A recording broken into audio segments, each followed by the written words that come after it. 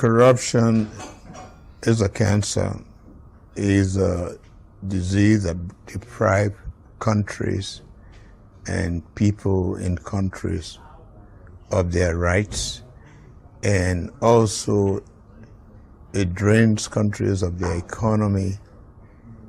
It misplaces the economy, and it creates problem for people in the country, deprive them of their rights. And I think if Africans fight corruption and they see that their economies are managed properly, there'll be a lot of peace because it will bless a lot more people.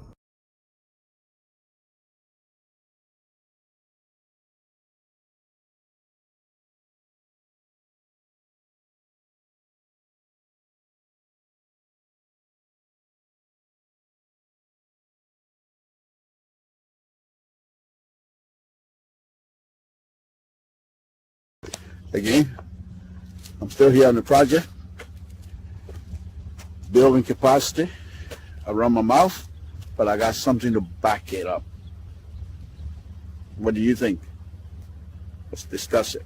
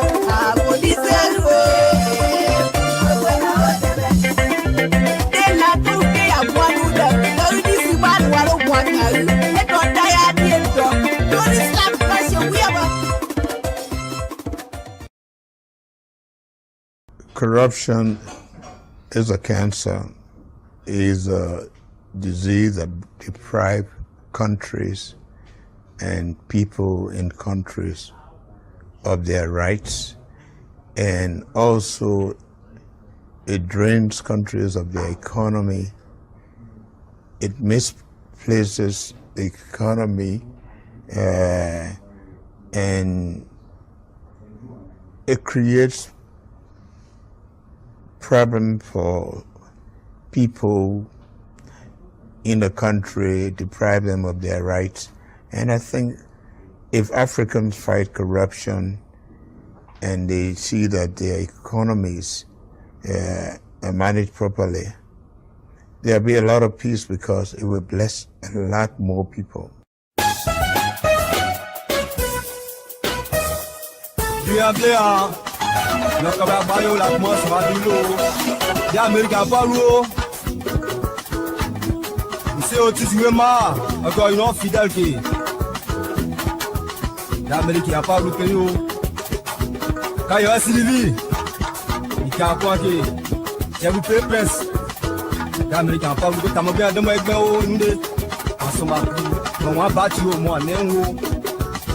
Mon temps d'hier, t'as mon moyen, ça va bien faire moins d'histoire.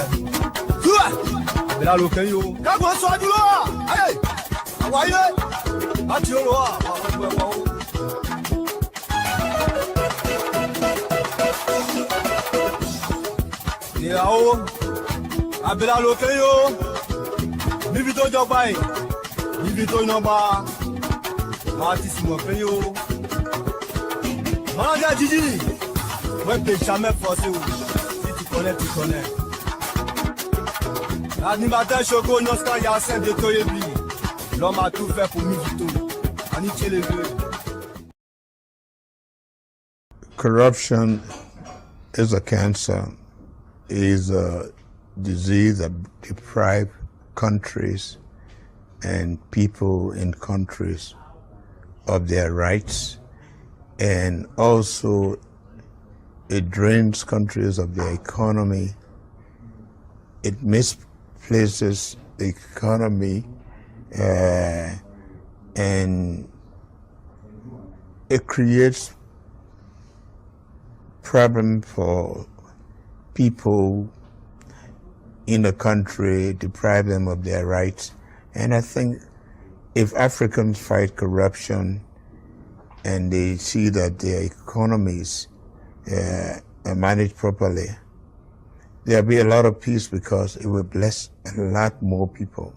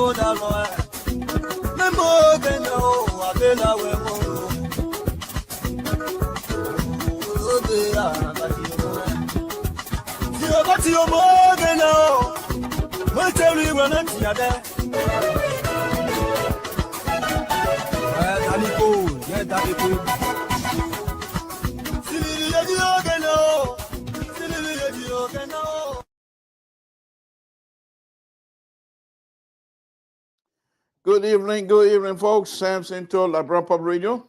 I want to thank all of you again for tuning in. We appreciate it. Thank you very much. Thank you very much. Please share this video as much as you can.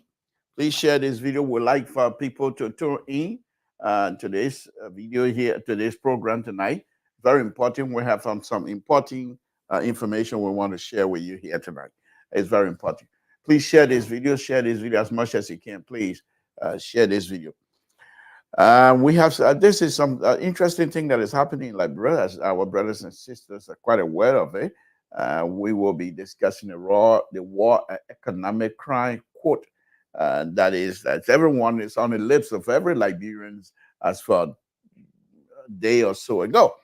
So tonight we will be doing our part. We will be talking about it for the second time. We started that yesterday. We're still talking about it. We will continue to talk about it. But first thing first, safety. Lord Jesus, we want to thank you again for this wonderful day. We want to ask you for your continued protection. We want to ask you for your continued blessing. We want to ask you to extend our life as long as you can for us. My Lord Jesus, you are the wonderful, wonderful, wonderful Father. Those of us that know you, we know your capability. Those of us that know you, we know that you have the ability to carry on for every one of us. We want to thank you for that. Because of you, we are here. Because of you, we will be here again tomorrow. My Lord, thank you. Thank you for your protection. Thank you. Thank you for your love. Thank you. Thank you for everything. My Lord, can you imagine if someone else were in control of Samson's life? Someone, another man that I put my trust in. My God, what a disaster it would have been. But you, as long as I trust you, there is no disaster coming from you. There's always blessing and guidance. Thank you. Thank you. Thank you, my Lord. Thank you very much.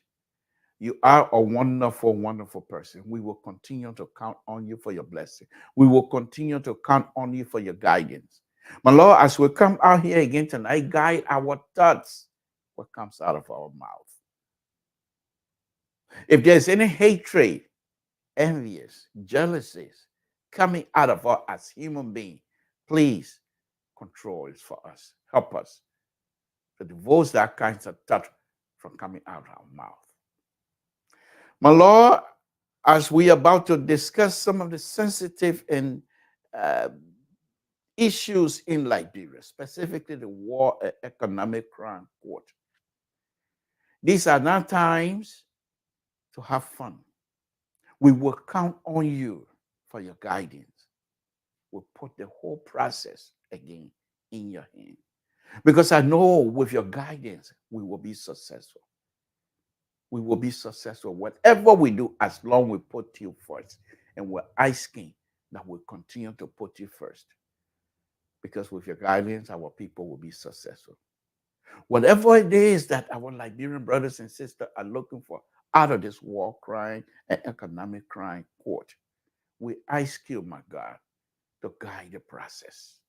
Just like we did months and months and months, putting the Liberian election in your hands, and you help us, got us to where we are with no bloodshed. My God, I come before you again to put Liberia and Liberians in your hand as the debate of this war crime and economic court rage on among our brothers and sisters. Help us to understand.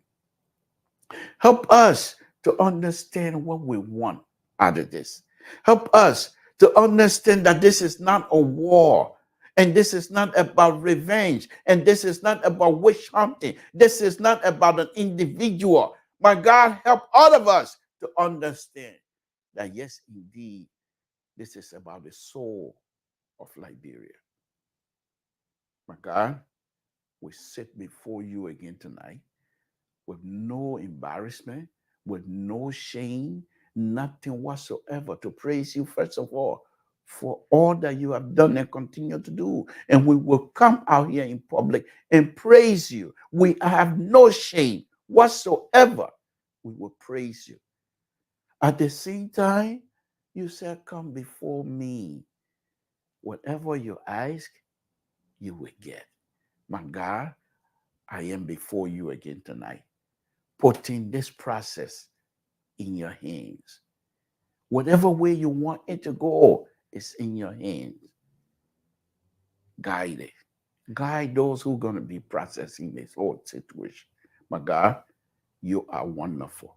We trust you. We know you have the ability, and we will come to you. Continue to put this in your hand. Continue to ask for guidance. Continue to pray to you. My God, we ask that you bless the host country, the United States of America. Bless the leaders of the Republic of Liberia. Give them wisdom to do what is good.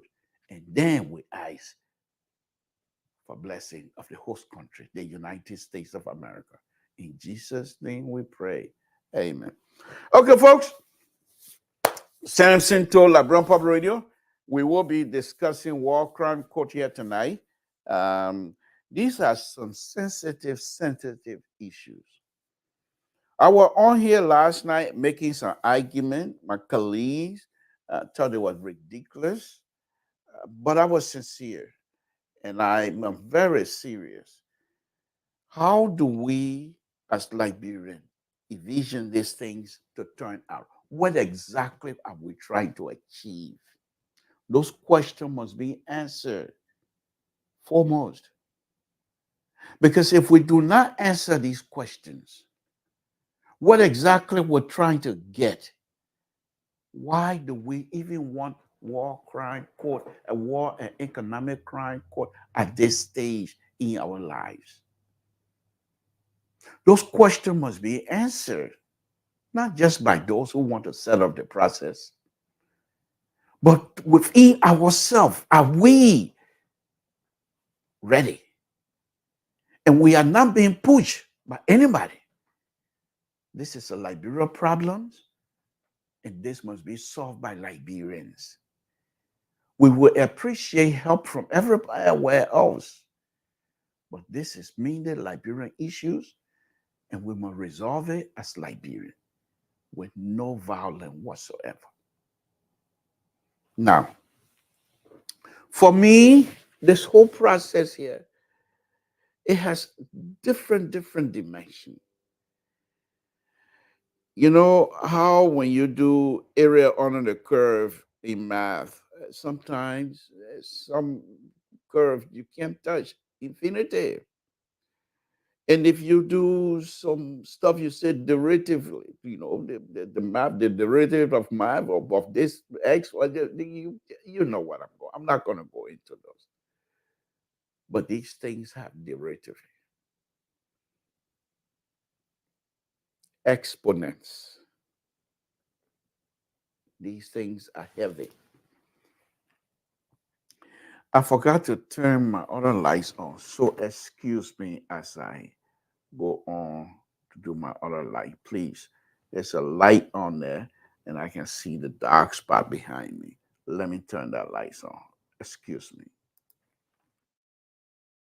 Corruption is a cancer, is a disease that deprives countries and people in countries of their rights, and also it drains countries of their economy. It misplaces the economy, and it creates problem for people in the country, deprive them of their rights. And I think if Africans fight corruption and they see that their economies are managed properly, there'll be a lot of peace because it will bless a lot more people.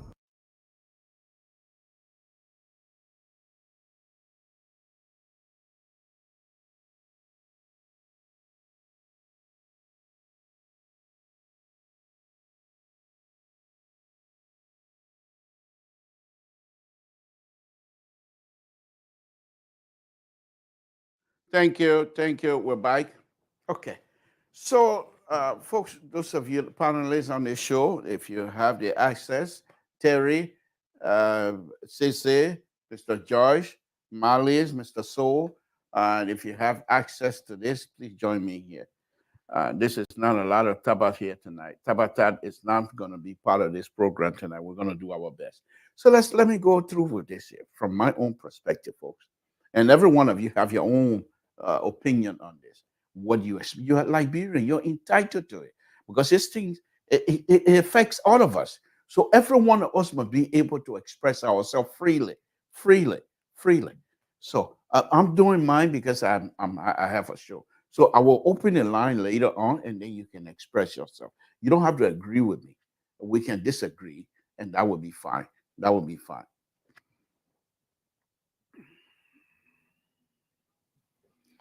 That would be fine. So tonight is a very serious business. So this war and economic crime court that the people in the lower house has proposed, and they're working on it. I think they said it's already signed that. But my problem, my issues that I have, where exactly do we go? Where are we going? What do we, there are a few questions for me. What do we want out of this? What is the end result are we looking for? What do we go from there? What are the effect on us as Liberians? These things are very deep. Now, let's go back. Let me throw a few things out here. And I'm going to say these are very difficult. As I told you already, these are subject matter that you don't want to just talk about without thinking about it. They're deeper. They're deeper. They're deeper, my brothers and sisters. It was a war. let me tell you what I know about the war. Back in 1989, where was I? My son was born in July. My older boy. So what is this part of? Where's that come from? Come from one of my mouse. Is it this mouse? Yes, it is. Excuse me. I don't come because of Warcraft co business. I'm gonna damage my property. I make here. So, but anyway, on a very serious note. So back in 1989, my son, who is now a grown master, he's music genius. He's over there in Augusta, Georgia, where I will not go. They will not let me play golf. That I play my son. My son, let me side by. My son has always been places that I have always been denied. He graduated from Malone University in Canton, Ohio. When I got here back in 1982, I was here in 1980 first. Put me in a package. Immigration wrapped me up in a package, wrapped me up. Flew back to Liberia. I came by, of course. I unwrapped myself. I came by. So, but anyway, on a very serious note. So when in 1982, I went to this Malone College. It was called Malone College at the time. The Coach Jenny, had two true American Liberians, Tony and his brother Joey. Joey was like 2 years old. Tony was, I think, 5 or 6 years old when their mom and father left from Kent, Ohio, to go and work for Lamco as I believe some specialist something. So Tony and his brother, they all grew up in Liberia. So when they came back during the war, 1980, Tony don't even speak American English. The other, he think Tony Swase Imana man. You were born in Kent, Ohio. A man the American, a father the American. But because you grew up in Liberia, you think say Imana man, you grew up in Nimakane. So Imana man, you don't play with Imana business. So, but anyhow, these two brothers were playing for Malone. So when I got to know Tony invited me, and I went to, I call it, show myself soccer. So the coach really liked me. He likes the way I play, and he was just very moved. So he told me, "What are you doing?" I explained my situation, and like I said, this is side by. So if you don't want to listen, just close your stuff. You can come back 5 minutes later. So Coach Jenny said, "Okay." He went and said, "Let me talk to the president." The president, I finna forget it. Summons. It's the president. Look it up. Malone College, 1982. Who was the president? I think it's Donald Summons. His name was the last name. But anyhow, so he told me, okay, let me look into it. Coach Jenny said he went to Summons. He came by. He said, let's give him some time. Things were really going well. I was supposed to start with them. That would have been college. I played football, soccer with college students. 2 weeks later, they brought in 4 Europeans from England. Phil Heath, Keith, Lendy, and I believe the other guy was some Johnson, something like that. Of all 4, the only person who would be able to put foot with Samson too was Phil Heath. The rest of it, now they're bigger than me. That's okay. They're bigger than me, but I was really good. I was really good, but they couldn't give me anything. They gave those four European kids. They give them scholarship.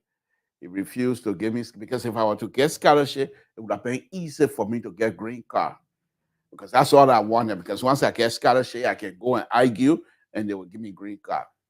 So that no green card for me. I was still hiding now. I can't fool around with immigration. So anyhow, years later, my son now, going back to the war, who was born July 1989.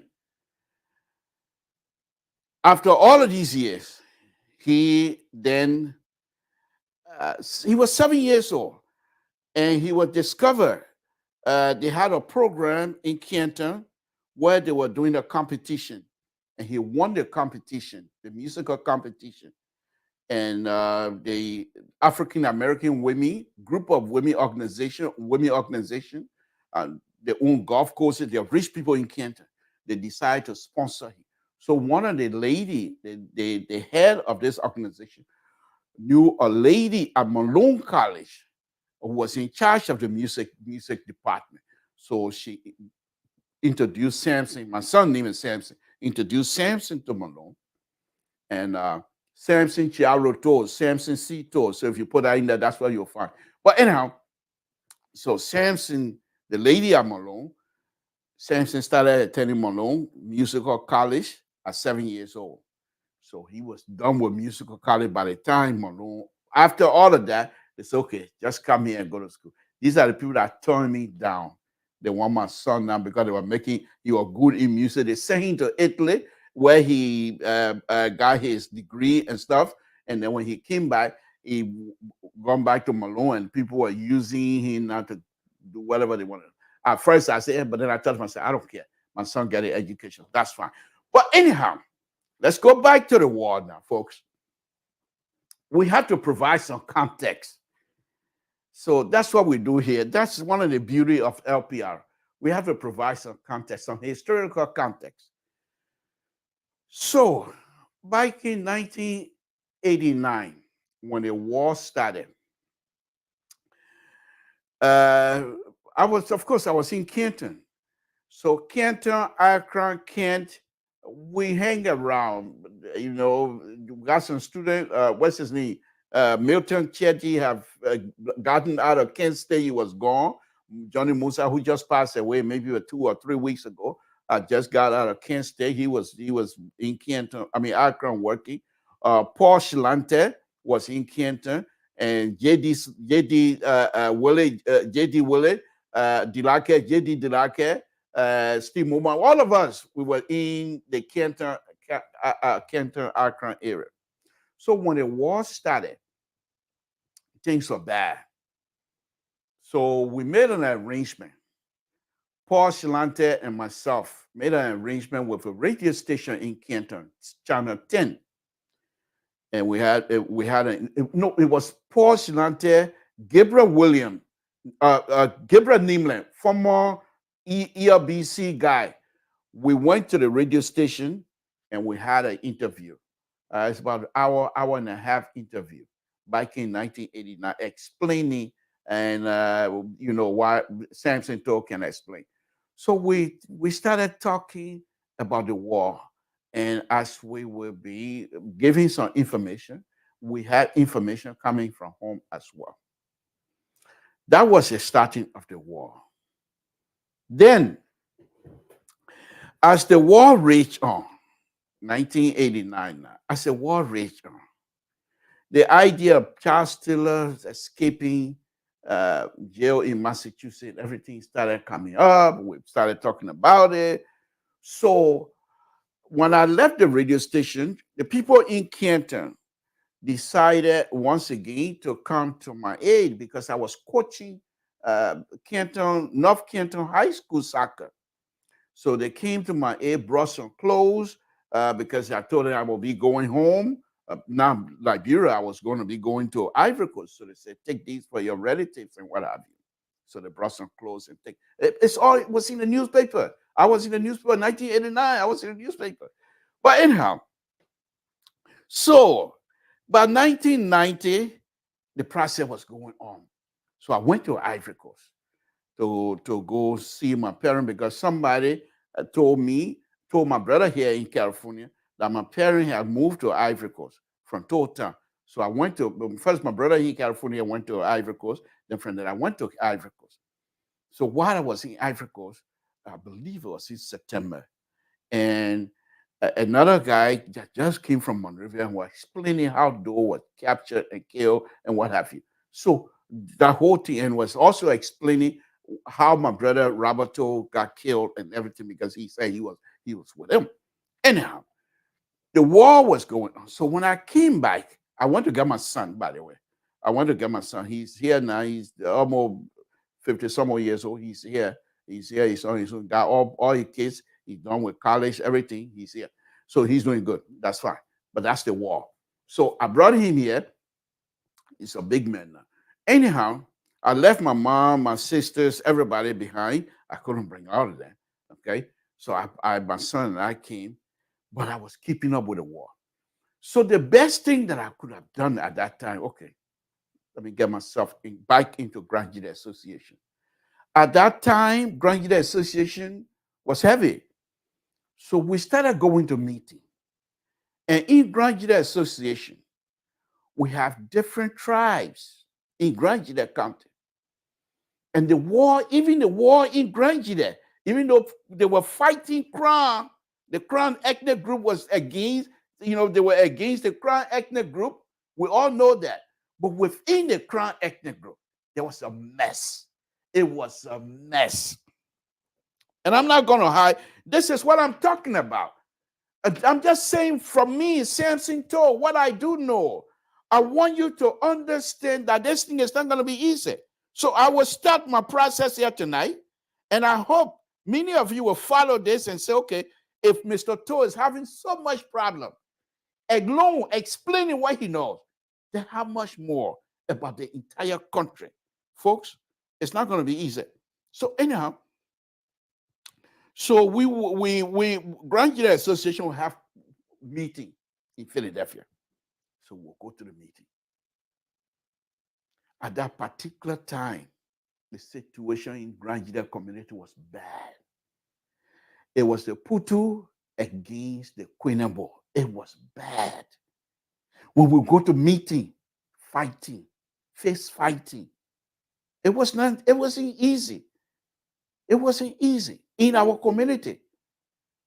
Sometimes we go to meeting, we have no head and no tail because the people are fighting among themselves. Because of the war, there were certain people that was being accused from Quinabo, or the people from the Putu tribe were accused the people from Quinabo, and the people from Quinabo tribe were accused the people from. It was just bad. That's just Grand Jide community. And it's not, I'm not talking about a rebel against the Crown people. No, I said Crown on Crown. Crown people against Crown people. Fighting this war. So the issue then was, okay, what do we do? How do we get this thing going? We have the likes of some of our leaders, Mr.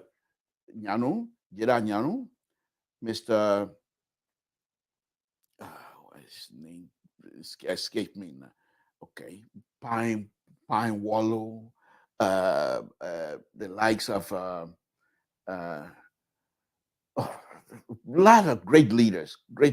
I can't, as I'm talking right now, the name I'm not that young anymore either. But anyhow, the issue was, if the Crown people are fighting among themselves, what is happening? Okay, in Grand Jide County. So the Crown people in town, I'll tell you the story much. And this is some of the things. How do you deal with this? Do you now go and bring these things up and stir up feelings that will be bad for our people? How do you deal with it? In total, my brother Mandel has always been accused of being rebel because of what happened to his son that was killed by Doe. So my father from Totown has always been accused of being rebel. In fact, they had accused him of conniving with rebel in Ivory Coast and what have you. Not true in it, but those are Crown people accusing him, my father. Okay. So there were people in the town Okay, that army people, crown army people, the army, but they wanted to kill my father because they believed he was a rebel. Okay, folks, it's not going to be fun. What tonight? Well, I'm not going to call name here. I'm not gonna say who all was involved here, but those things will come up. I don't care what you're gonna do to me. Nothing. You can't do nothing to me. I will say then, because if you want these things to happen, if we want the truth to come, we have to be truthful with ourselves and be truthful with each other. So you there threatening and what have you think you're gonna intimidate me not to be truthful? It's not happening. So there's another guy, a rebel guy, grew up in Zwadru, but he's stationed in Town. So they also accuse him of being rebel. Because anyone, those days, if you live in Grangide and you are not part of the Dole people group, then you are the rebel. Simple. There's no two-way street around it. So, true story. The guy who saved my father, my cousin, is in Town right now as we speak. So, my father and this guy was scheduled that night because what they used to do was go collect people, crown people. So this thing that you're think that small thing you're coming open up. Samson will be sinking here because I know a lot of things. You think that small thing, you're coming, you think you're just gonna go mago, eh? No, if you want this thing to be resolved, you got to go underneath. So I'm just giving you my story. And there are many people that have story like that. There are many people that have story like that. So, according to my father, so the people came, the army came, they said, okay, how many people in this town that got gun? Single barrel. So my father had gun. They said, okay, take 2 bullets. My father said, war coming. I got my children, my wife there, and you're giving me 2 bullets. What 2 bullets do? They say, one, if we think you getting ready to start your rebel behavior, we'll ask you to kill yourself. The second one, if the people come, you shoot, nobody died, you run away and take out all the bullet and kill yourself on the road. That's what they told my father. He said, fine. So there was this guy, a pellet army man, but he's from Bon County, stationed in Tota. And he was scheduled to kill this guy. I'm not going to call his name tonight because he has children here in the United States, but they know. So this guy, this Gribble guy, and my father, they were scheduled to be killed that night. What they do, they come and put you on the truck from Toton. They take you to Cavalli, how do you call it? Sesto River. And they call them taking them to the river at the bridge. And you're not coming by. They will say, oh, rebel fight, they killed them. So my cousin, having to be in the army, and he heard this story. So he came to my father in the afternoon. He told my father, pack your stuff. I want you to leave right now. My father said he wasn't going to go because he doesn't have a place to put his dresser. You know what dresser is? The mirror stuff.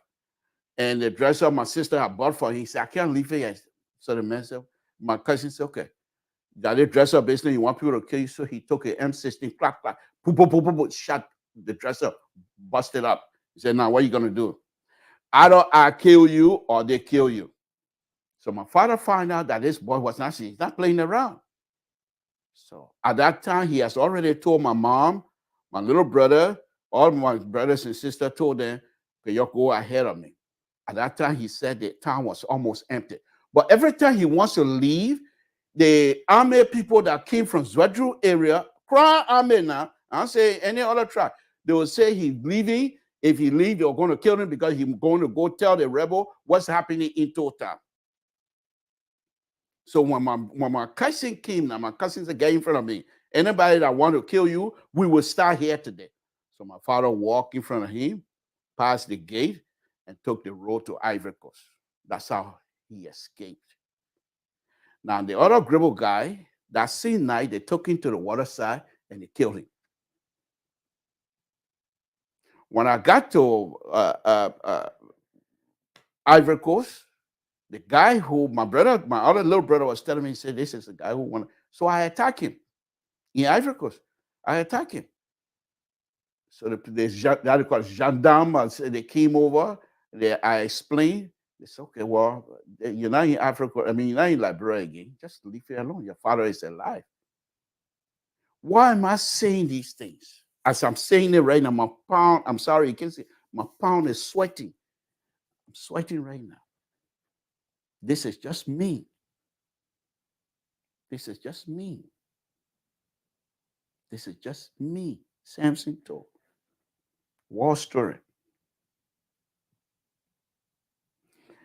People in Town, like I told you guys the other day, Samson told here. Samson told little brothers here. Then another group here. So from this group here to my little brother group, only one person out of almost 27 young people when we were growing up that I'm older than. Not much, but I'm older than that. All of them, they all died in the war. I call it Richie Banto. No, not Richie Banto. Toa Queen, Richie Joe. Yeah, Richie Joe. Thomas Johnson. So in this here, that way, I can go on and name those people.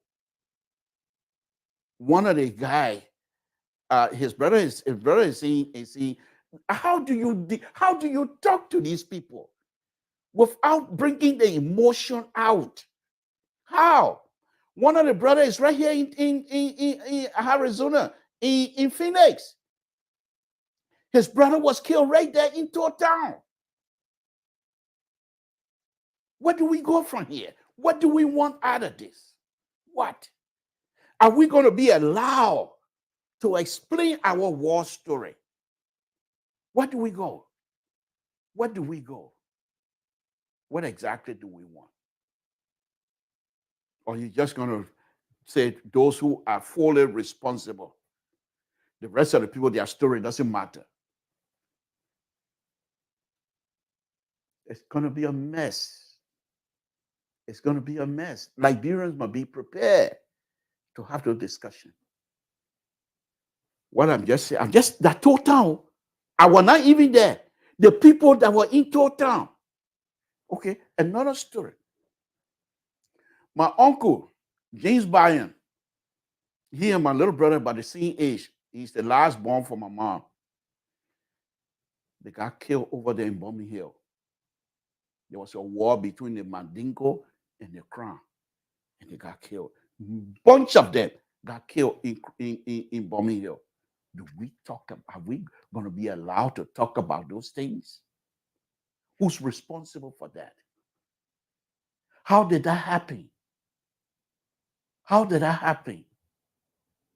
We have a young man in town right now that stood by.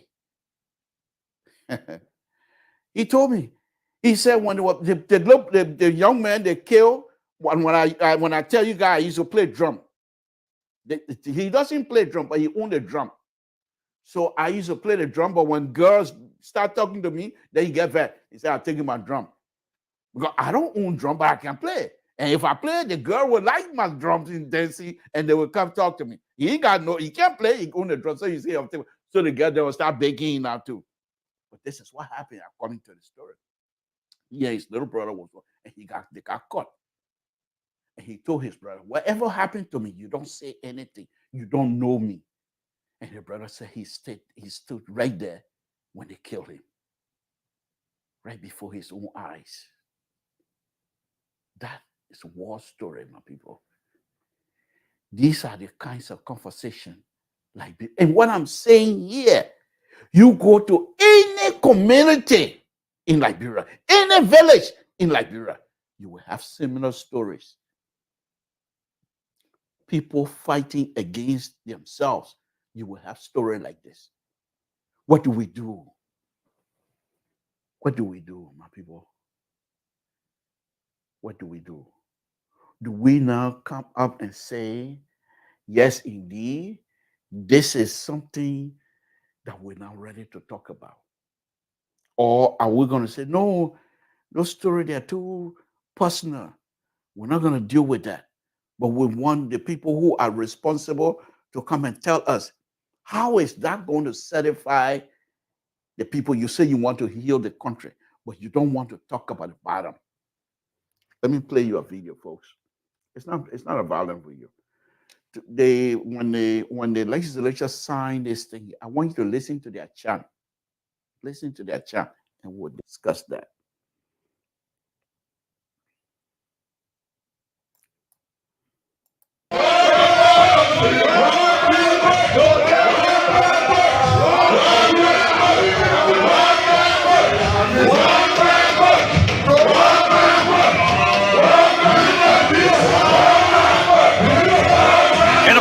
Good afternoon, folks. This is Ghana Television.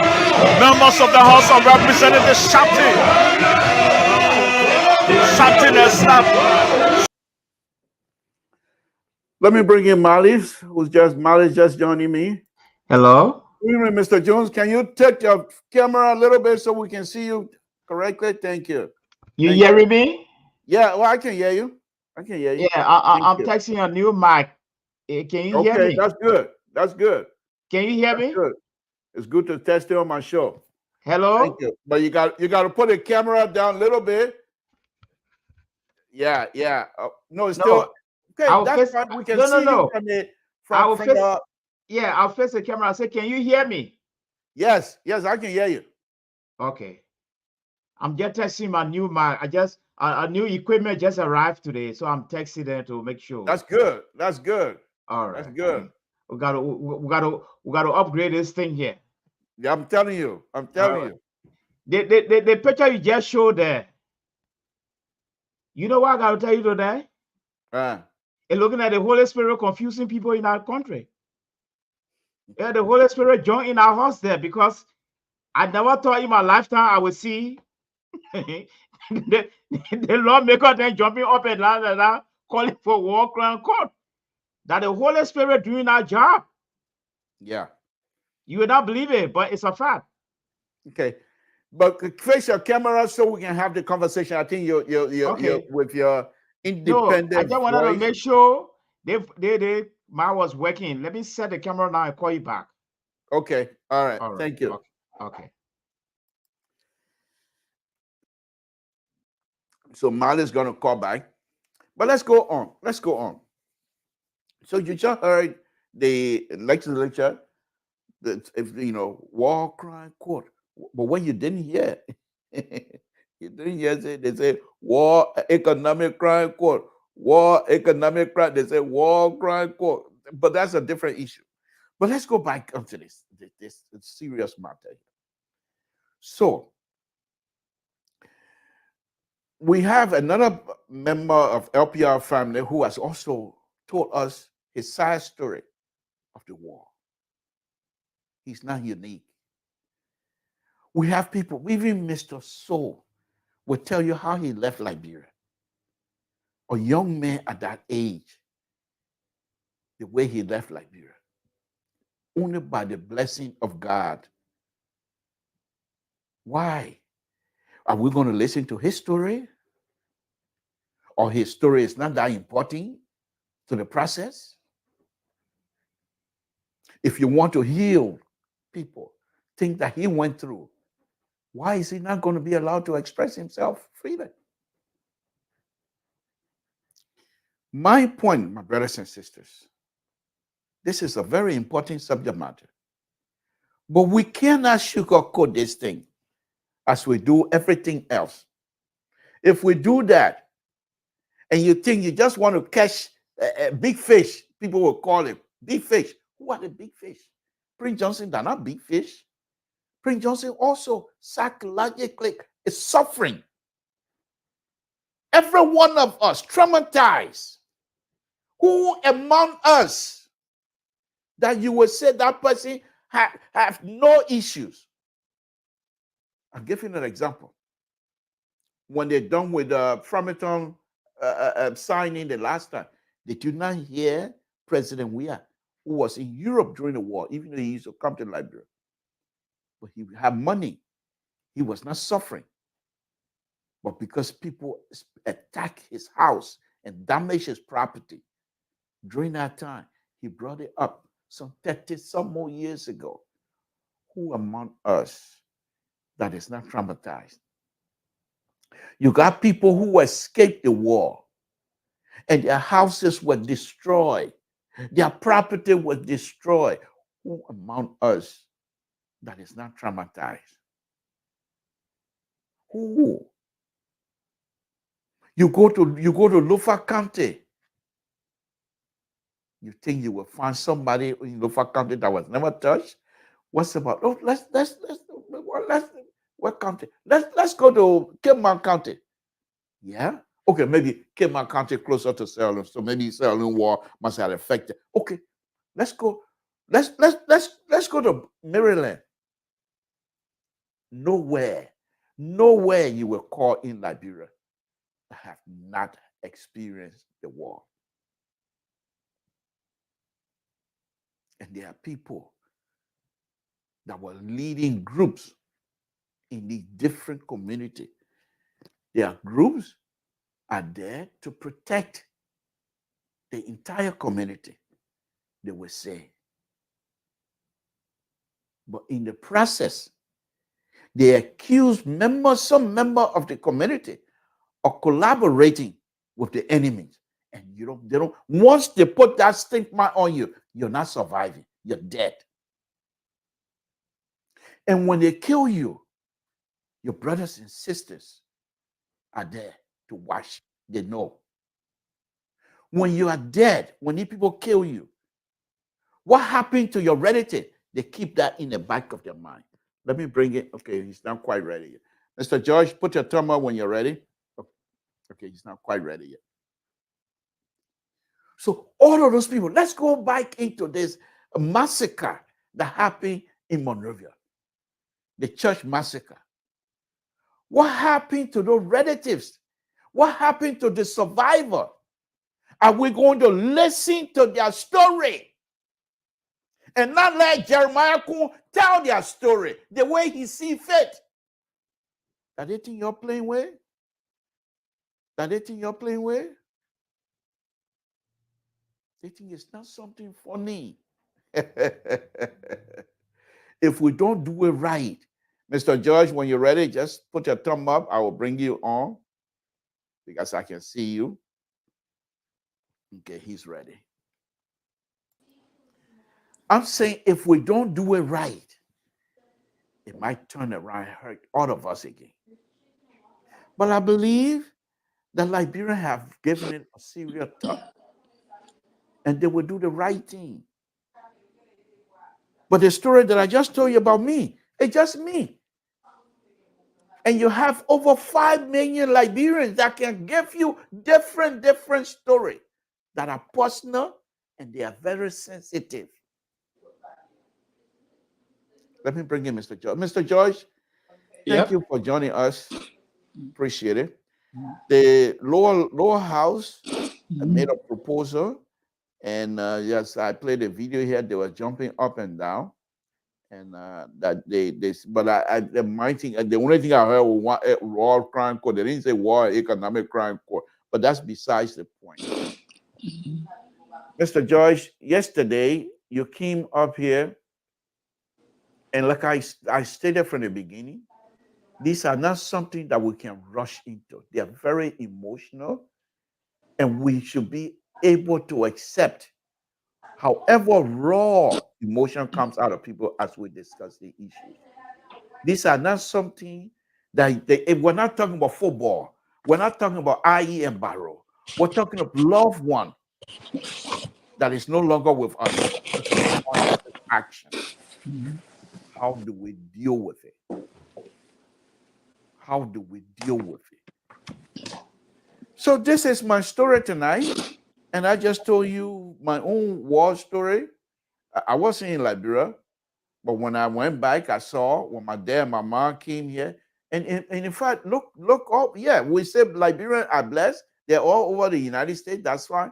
But many people, if you were to ask sincerely to say, if it wasn't for the war, would you even think about coming to America? Many people would say no.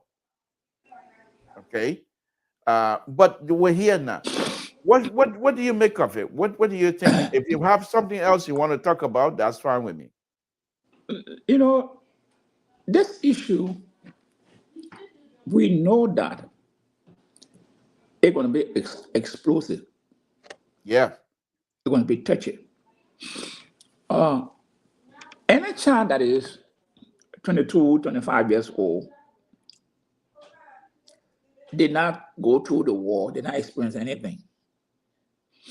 That they were born that time, 20 years old, 22, they were born. They were just between 5, 6 years old. So they did not experience anything. People more likely will tell them stories. And our society, people don't read. So what people tell you that what they will go by. But some of us who are in the middle of this war, by his grace, he saves some of us because of our association. Because, so I was in Monrovia. The last trip I made to Grand Gilead, I think it was in March. I flew to Grand Gilead. Coming back, we were on the MTA bus. The MTA bus, when you heard on BBC, that was ambushed somewhere in Nima. We were coming, and we said, look, the road is not safe. So if anybody asks us, we say we're coming from Maryland. Everybody that on our bus will come from Maryland because the war was rushing to Monrovia. So we were driving, then we came across the MTA. The MTA bus that, if you heard on BBC that the AFF, the rebel ambushed that MTA bus, we got there, we passed. But every big town that were on that road from Zedru to Ganta were empty. Every big town. We got to one time, we stopped. The guy came on the road. He spoke to us, said, where you come from? So, oh, come from Maryland. So I'm going to Monrovia. He said, okay. He said, but you see here, you see the government troop, how they bring. This time the couple find everything. So, oh, sorry, say yeah. Say where you can go.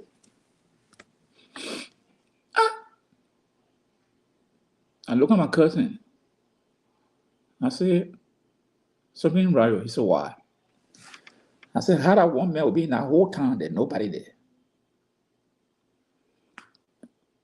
He said, what are you thinking about? I said, I don't know what will make it. He said, I said, that man is an informer. He said, well, I said, you see that big town, nobody there. And the man said, now the government will burn the town. So he just living there. He just there. He just came to check. I said, so we drove home. Got to Tapeta. Tapeta was empty. But we stopped. They had a few people around the road. So one of the buy something to eat. This guy came and spoke to us. I said, so where from? So, oh, come from Maryland. And he asked for our name. Everybody called different name. And he said, oh, well, what part of Liberia from? But you're in Maryland. Well, yeah, so we're doing something in Maryland, so we just try to go because the war getting. He said, well, okay.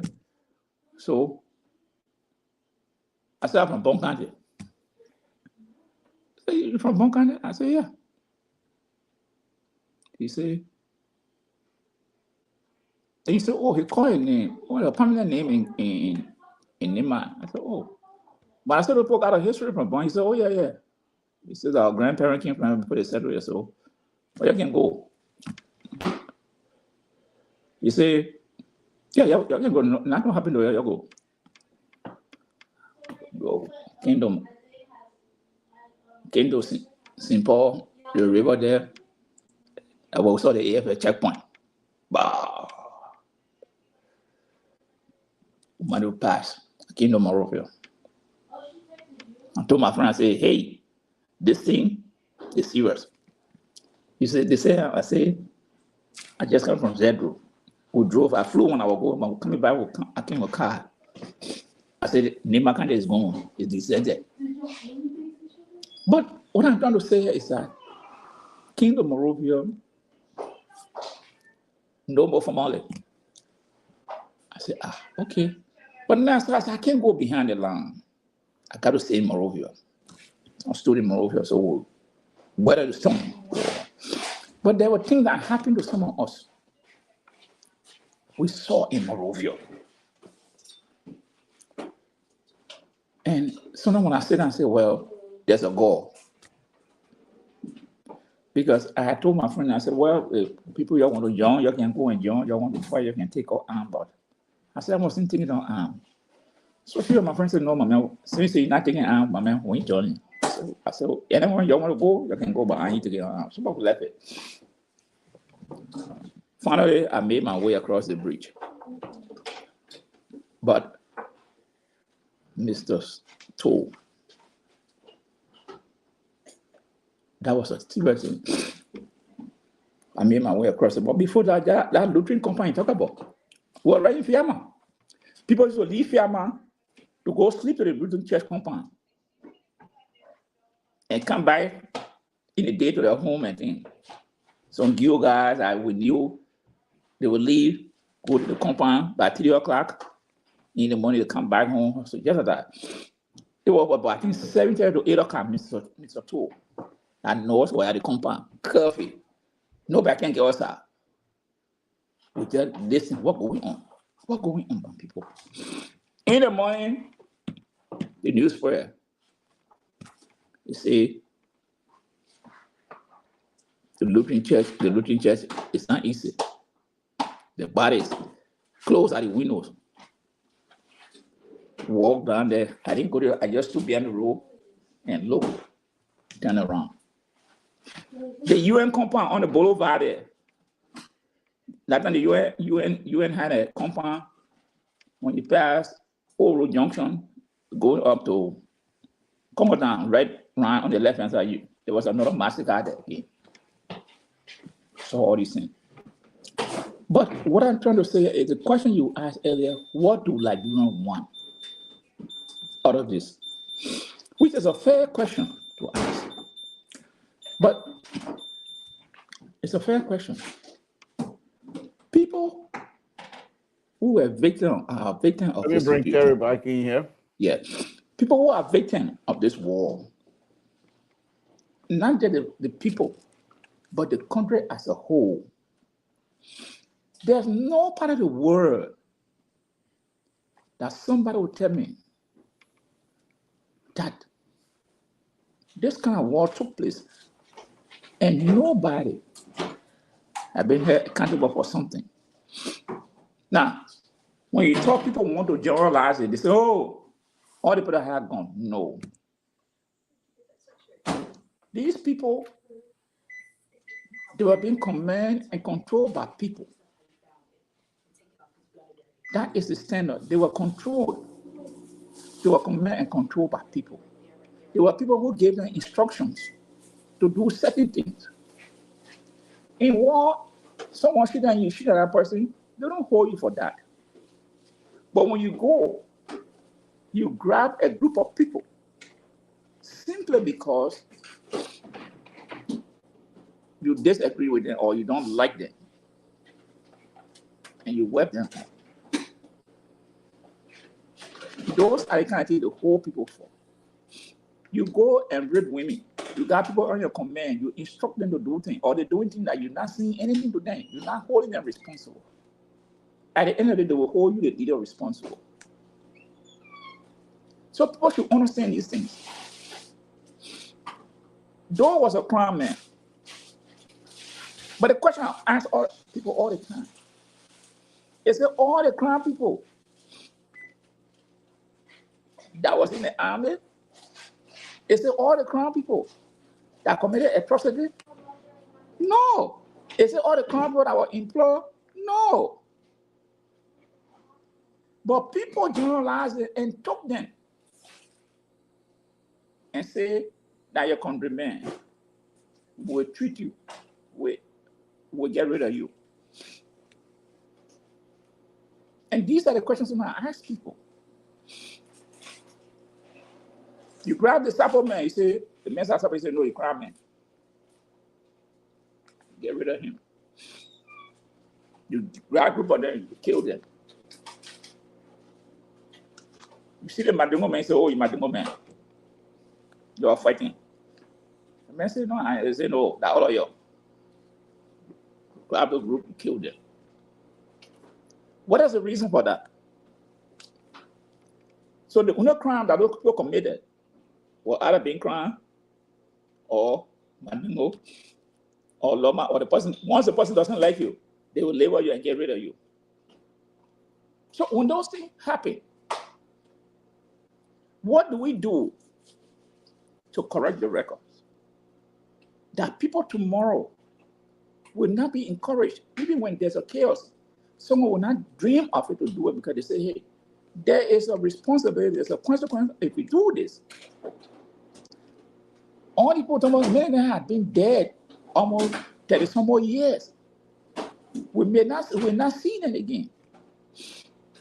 But family or those of us want to make sure that people do not repeat the kind of bad behavior because simply I disagree with you.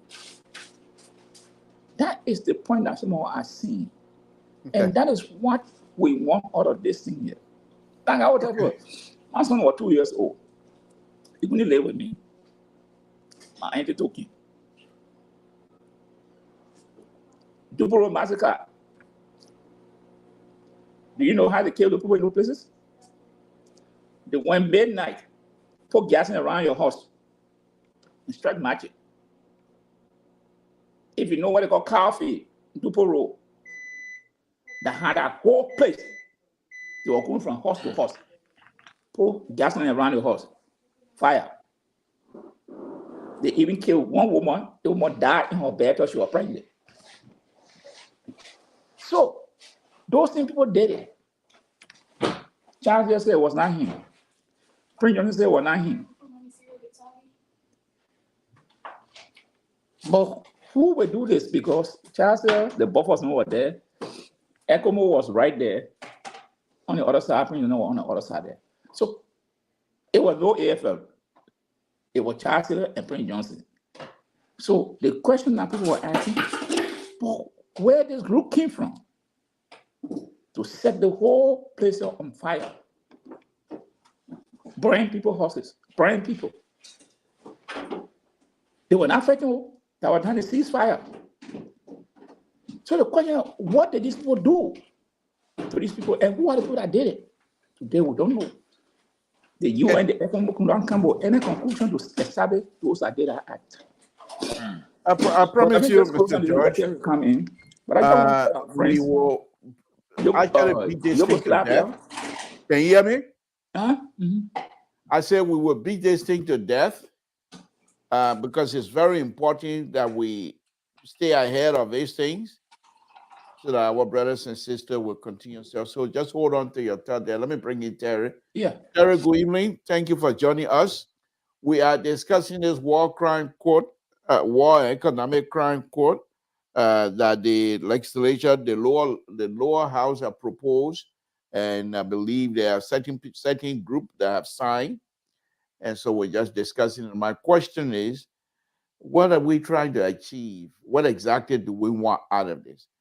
And I went to give an example, my own wartime story, what happened, personal story. even though I was not in Liberia, but people, my father was affected, my brother were killed. And I'm not unique. I know many Liberians will come out and make these kinds of stories. So what's on your plate on that one? Do you have, you want to talk about something else, or you want to continue the conversation? No, thank you, Liberia, for bringing me in. Good evening again to you guys, Josh. And yeah, it's a wonderful discussion you guys are having. I was listening to you on the discussion from the explanation of your own personal story that transpired. And Josh too, that's a great thing. Myself, I was 11 years old, and when I witnessed the killing, some of Prince Johnson rebels killing a guy for looted goods right in front of me, and that traumatized me, you know. And we used to walk to go look for food behind the Seontan gas station there. And during that time, we could see the bodies of the AFL soldiers in the water floating in the swamp. That whole place was a swampland. And my grandfather and I used to take me, I was like 11 years old about 1990. So he used to take me through that place. And that was my first time to see dead bodies and bullets all over the place. But what, you know, the essence, I think, of this whole entire thing, if it don't come to rest, if they don't come to bay, Liberia will not be free. Liberia will not rest. We who are religious, I would say spiritual people, we know the significance. Like you see some of the death rates that are going on in Liberia, houses burning. The Bible says that the blood of the innocent cry unto God for vengeance. And we who are spiritual people, we know this. So some of the time, when we see these kind of things happening in Liberia, where you just see people kill people for no reason, you see death rate, you see people uneasy. Every morning you wake up, you will hear some kind of thing going on, somebody killing somebody. You know that there is some kind of vengeance in the air for all of the killings that went on that have not been resolved. That is how we look at it, we who are spiritual, you know. But people who are not, they will just look at it and just say, oh, you know, it's just a coincidence, it's just that. But I think we need to put everything to rest. We need to allow this war and economic crime code to come. I know a lot of people will be dragged into it, like what Mr. So said. But at the end of the day, our generation coming after us will say, yes, our fathers, they had a very tremendous life. They were, you know, tragic, but they were able to bring everybody to book that caused all these atrocities. Our fathers were able to reprimand them and take them to court, and these people pay for the evil they did. And because of that, it will rewrite the history for our generation, especially for you guys, for your generation, and we who following and coming after you, you know, who were also caught up between the scissors too. We were young, but we were caught up between it. So it will set a good precedent for us because we don't have a good history. Your generation have a good history of upbringing, parenting, and all of that family life. But our generation was not privileged to have the full opportunity to see real good life and good family life in Liberia. So we caught up between the scissors, and especially the new breed coming have not been able to see the opportunity of what a family life looks like. So they will now begin to narrate the story that, you know, the generation of Ambassador Borka was able to bring those guys who committed those atrocities to book, and they pay for the crime so that reoccurrence cannot occur in our society. And lastly, I think the president will have to invoke an executive order to impede the executive order that President we are imposed on the Firestone people, because it been overdue. I'm not hearing him saying nothing about it. The last time I saw a press conference that the Firestone people were having, and they said they were going to protest. And since they have not heard anything, President, we have invoke an executive order on the Firestone company, let's say on rubber company, on rubber, the sales of rubber, that rubber should not be exported out of Liberia unless, you know, they are able to produce they're able to enter into production. And that is really hindering a lot of business people in the rubber industry, especially the entire Bond County. I think Pat George knows that. The entire Bond County and other parts of Liberia, these people survive on rubber. They sell their rubber to make their living. And the price of rubber has dropped on the world market, but that is how they survive. So I think if Ambassador Boka is listening, I think he needs to invoke an executive order in order to invoke an executive order to rectify the executive order precedent we are to impede the executive order precedent we are imposed on the rubber industry in Liberia. I think that would be very good. And also, I think you need to invoke an executive order, to help strengthen the security sector and order that. I think that's what my take. Well, thank you. Thank you. Those I think we can discuss, and we will be able to discuss those. But thank you for bringing that up as well. Back on to this war and economic crime court. Mr. George, will you please go ahead? The boss is calling.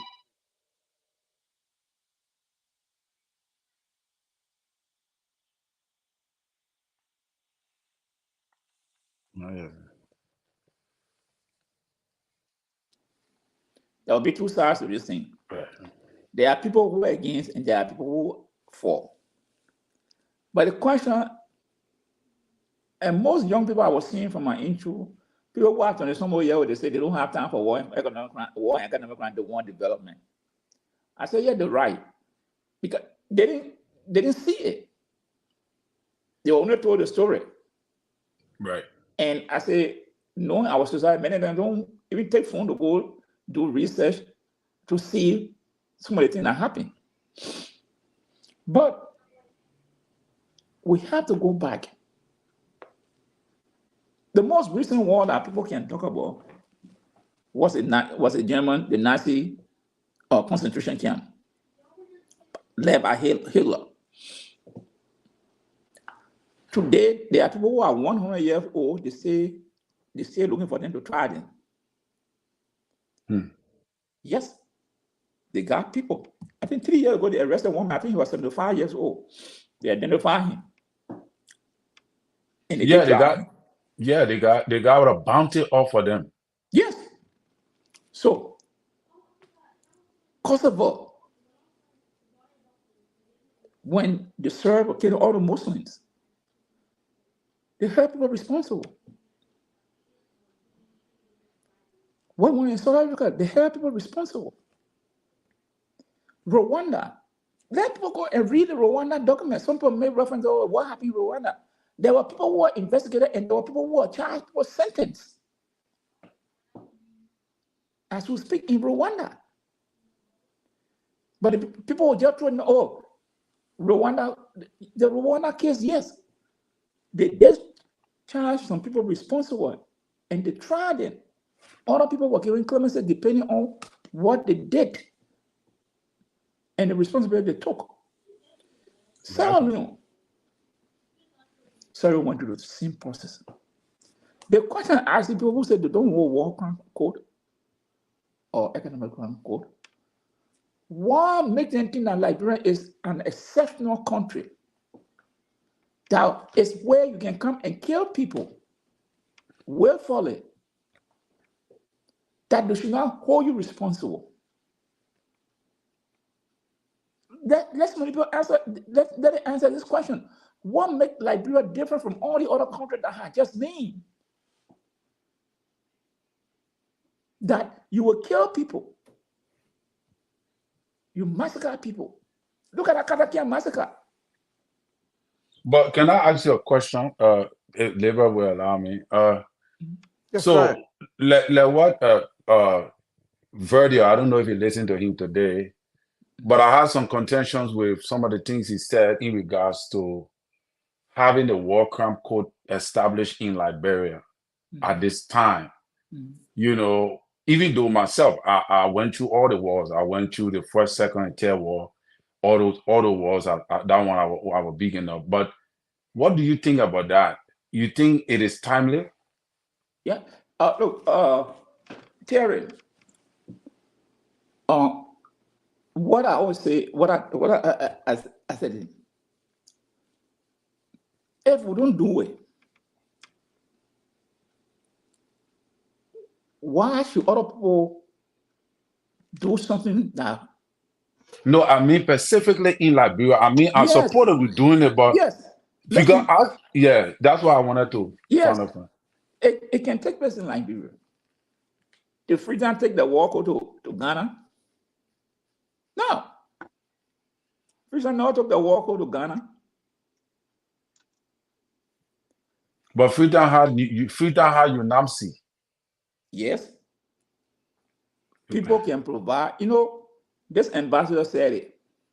When she first went to Liberia, it's on the table that they can provide maximum security in Liberia. Nothing will happen. She said it. That if Liberia ready, they can have the war crime, they can provide maximum security for everybody. Nothing will happen. So we should not. I don't want people to drag it out. Oh, let it go to Ghana.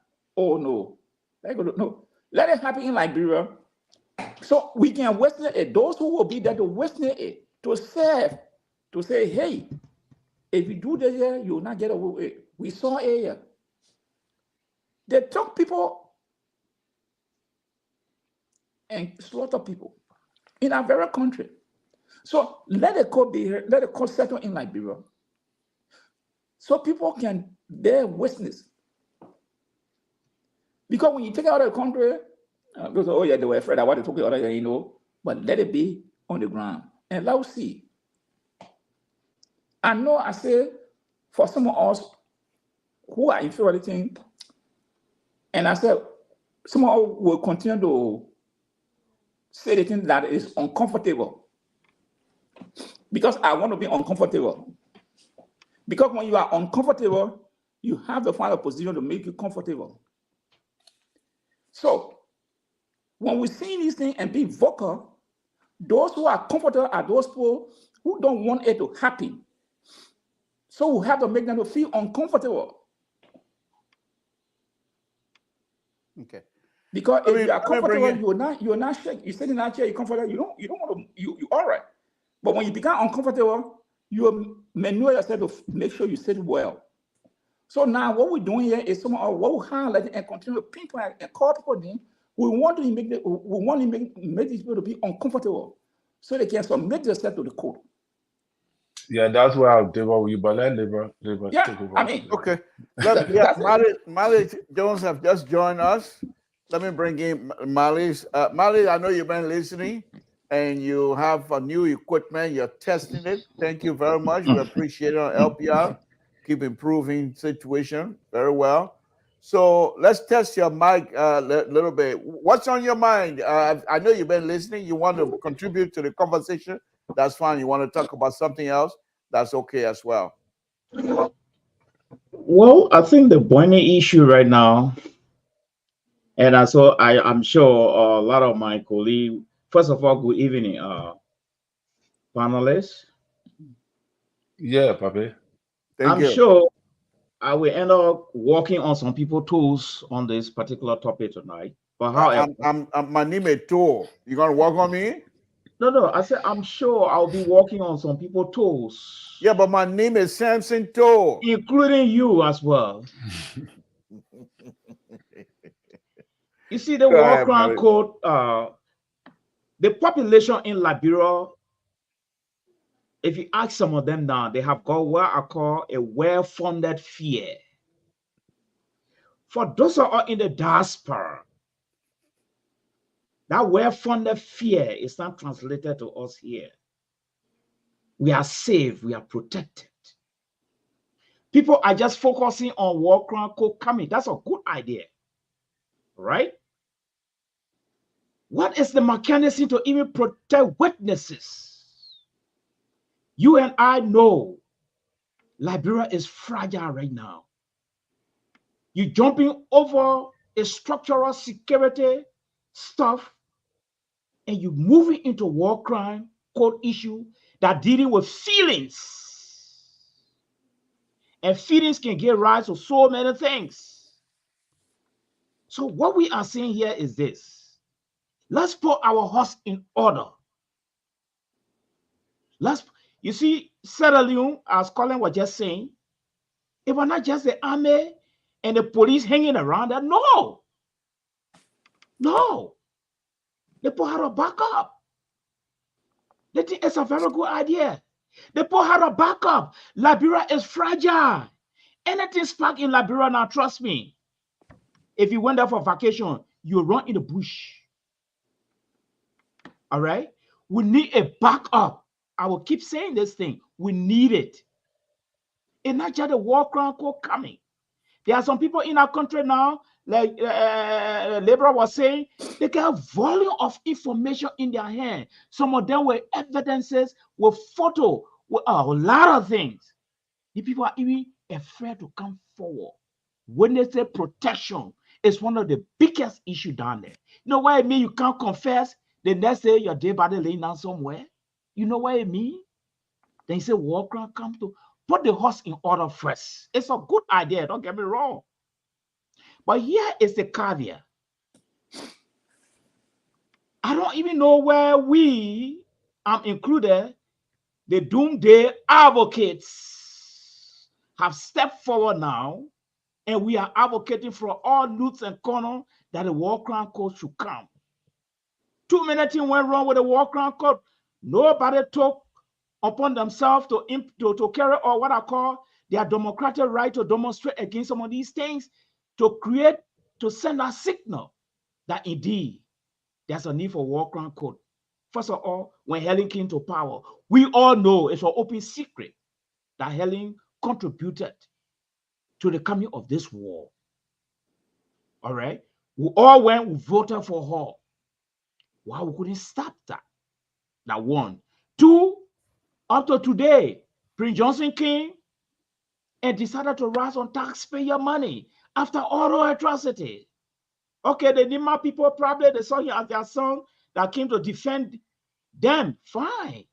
The ordinary Liberians, whoever rise up will say, no, this is unacceptable. We will demonstrate, get a record going straight. We're all comfortable with that. When the TRC was finally concluded, Helen Johnson was in power by then. I don't know what happened. That TRC left the executive marshal and went to the Supreme Court. It died there. How it died there, I don't even know. Nobody even demonstrated. Nobody said anything. All right? Today, as we speak, according to my sources, there are a lot of child soldiers who are now adults. The only job they got to do in Liberia now is to find themselves into the security apparatus. They're in the police, they're in the immigration, they're in the army, they're everywhere in Liberia. We have validated them by paying them with taxpayer money, yet we are talking about war crime code to come. Joseph Barker has also validated them as well. They're in there. We know some of them. But yet, we are still advocating for war crime code to come. So too many things have gone wrong. Someone will say, okay, it has gone wrong. So let's put it one side. Let the war crime code. We should not keep making the mistake again. You see, you know why the army was in Liberia, manning the Unity Party for 12 years? At the 11th hour, Helen said, thank you. You can leave now. You know why? Because Liberia is fragile. Joe Wiakin in, he would have said that if people stay, the war crime code supposed to come. It was a time where the war crime code should already come because Ali will have a backup. So we need a war crime code. But if we don't put our house in order, the war crime code is going to choke us in our country. For Collins, Pa George, Liberia, we are here. The well-founded fear is there. It's not with us. So we can better call for the thing to come whole day. You see, there are a lot of fear in the system there. I yield. Thank you. Terry, let's hear from you. Yeah, thank you, Labor. So where I differ with Pat George, that the same thing of Pat, Mali is saying You, George, you are an investigator. You got experience in that era, or you know exactly that the country right now, for me, is not about the war crime code. I think, to me, I think God is ready. Like something Mr. Mali was saying when I was coming on the show, I think it was right now something he said. It seems that the Holy Spirit, the way he saw the people shouting in it seems that the Holy Spirit were upon them. And I want to believe this is the set time God himself have intervened. Yeah, The zeal that I saw in our house today, it can only be God. that's true. But can we do it in Liberia? I would say no. And I listened to the lawyer today, experienced lawyer Verdia, talking about it's possible to be held there. But then when they asked him the question again concerning Charles Taylor, is choking because he himself said he wanted for Charles Taylor to come, but then there were other people in Liberia who told him no, leave that man. That man can come here or else something will break up. You know, and the lady on OKFM were asked the same question, and she said that even Sierra Leone could not carry on the persecution of Charles Taylor in Sierra Leone because they were afraid that something could break out. All these people have people that follow them. Take, for example, Prince Johnson. Prince Johnson he able to go and talk to the Liberians, and over 200,000 people can support him. And that have not been just one time. It have been consistent. To understand, he even have vowed for presidency twice. And majority of the people in Lima County voted for him. Why? Because they see him as the hero. And you know the tradition, the way, the display of the way he did to the late president, which was very, very brutal. All right, but the tradition is that because of what he did, they classify him to be the hero. So, in my opinion, will he be persecuted in Liberia without a real security force on the ground, like how Ellen had on Mail or Sierra Leone had UNAMC and all of that to bring Tijen Kabaden to prison and all those warlords, you know? I went to jail in Sierra Leone because I was misidentified because my last name Collins. There was a guy who was with RUF. You tore and laga. So yeah, but that's a whole different story that maybe we'll talk. But to be honest with you, Liberal, you know, this discussion need to be elevated on a different level, wherein, you know, there will be investigators, lawyers, and other guys that will come in to really discuss it, to give us a serious analogy and recommendations as to whether if this is possible now in Liberia. Because in my opinion, I doubt that it's possible. Okay. All right. Folks, again, Samson told Liberia Public Radio when he's discussing here among ourselves with Malice Jones, Mr. Amos George, and Mr. Terry Collins. We're discussing the war crime code here this evening, which is on the lips of many, many Liberians tonight. So let me go on to Mr. Like I said here, I told you guys this is going to be a topic for my show for a very long time to come. I will be mixing it up from time to time, but this is very important. I think we should be able to have Liberians to have the opportunity to express themselves freely as well. Mr. George, go ahead, and you care to reply to Malice Jones or Terry. The two of them say that we're not quite ready, or we're not. We do not have the capacity to deal with all of the in and out of this process. What do you think about that? No, I think many people jumping the gun here. Many people jumping the gun. Before this thing go into effect, people will sit down and work out the modality. This is just the introduction to say we want to have the code. Once that is established, then the mechanism will be put in place. That's the step. First, we have to establish that we want the code. Now, next is, okay, how are we going to conduct this trial? where it's going to take place, what are the security mechanisms you have. So all these things will be worked out. What the House did, that resolution in the past, it doesn't mean that people are now going to say, grab people and try them. No. Because funding, money is involved. Where the money going to come from? What the personnel will be involved. So all these things will have to be worked out. Just a preliminary to say, hey, we are not agreed to have this thing. So now, how do we work with our partners who say they want to help us? And I want to go back to that very woman. She said, we can provide security wherever the code will be that will protect everybody. So nobody just saying, oh, we just going to get a woman, oh yeah, we're having a walk around, so now we got to go on. No. People have to have a venue. They have to have personnel, funding. All this will have to be worked out. So it's not just people going to say, hey, we're taking one shot now. Some will say we agree, and then they will come and say, no, all the modalities will be worked out. So I don't want people to think that this thing will not happen. Wasting the protection, all those things will be discussed. Because our people will be risking their life. And I said it here before, this thing has two divides. There are people who are for it, and there are people who are against it. So those who are against it will do everything possible. If they can find someone that they will intimidate, they will do it. So those who are for it, they will have to be provide protection. One quote demonstration have gone in Liberia on and on.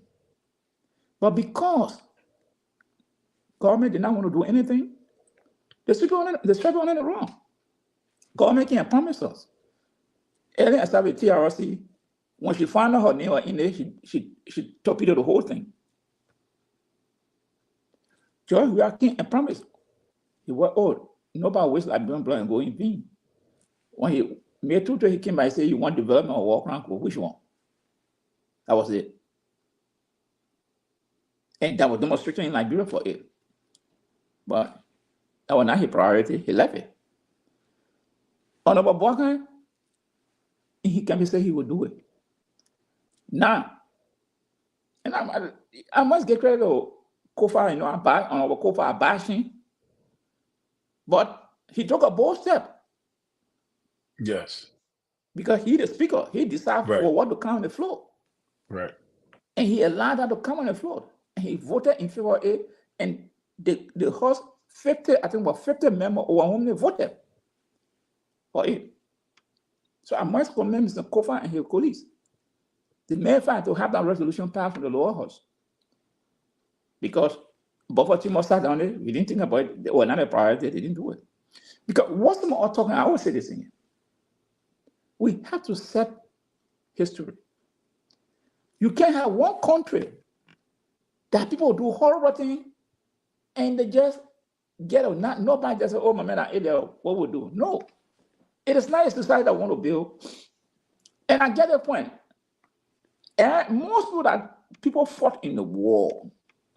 But normally, war crime doesn't go like that. They all go for those who committed huge atrocities. People who are commanding, who have power, who are giving instructions. Those are the leaders to look for. It's not the other people. No. Yeah, people are carrying guns, people are shooting people. But now somebody gave them that gun. That somebody told them to do what they were doing. Because if you don't tell them and they did something, you are disciplined. Let me go ahead and open the line, folks. Before you open the line, I want to push back on a few things. Yeah. When you feel the discipline people honor you, then you are liable for their action. So this is what happened. Thousands of people fought in Liberia. Thousands. And that happened all over the world. But they didn't grab all the people that fought to say, we'll prosecute all of you people. They looked for the head who were commanding those people, who gave them specific instructions.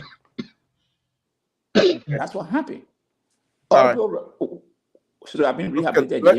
Let me hear from Mali. Mali, you got 1 minute because the time is to open the Yes. line. I just want to push back a little bit on Pat George. Yeah, just do it in 1 minute, please. Yes.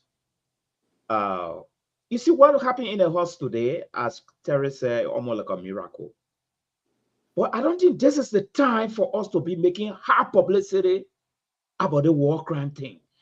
This type of publicity alone can even kill people in Liberia. This type of discussion can cause people to go start hunting people long before.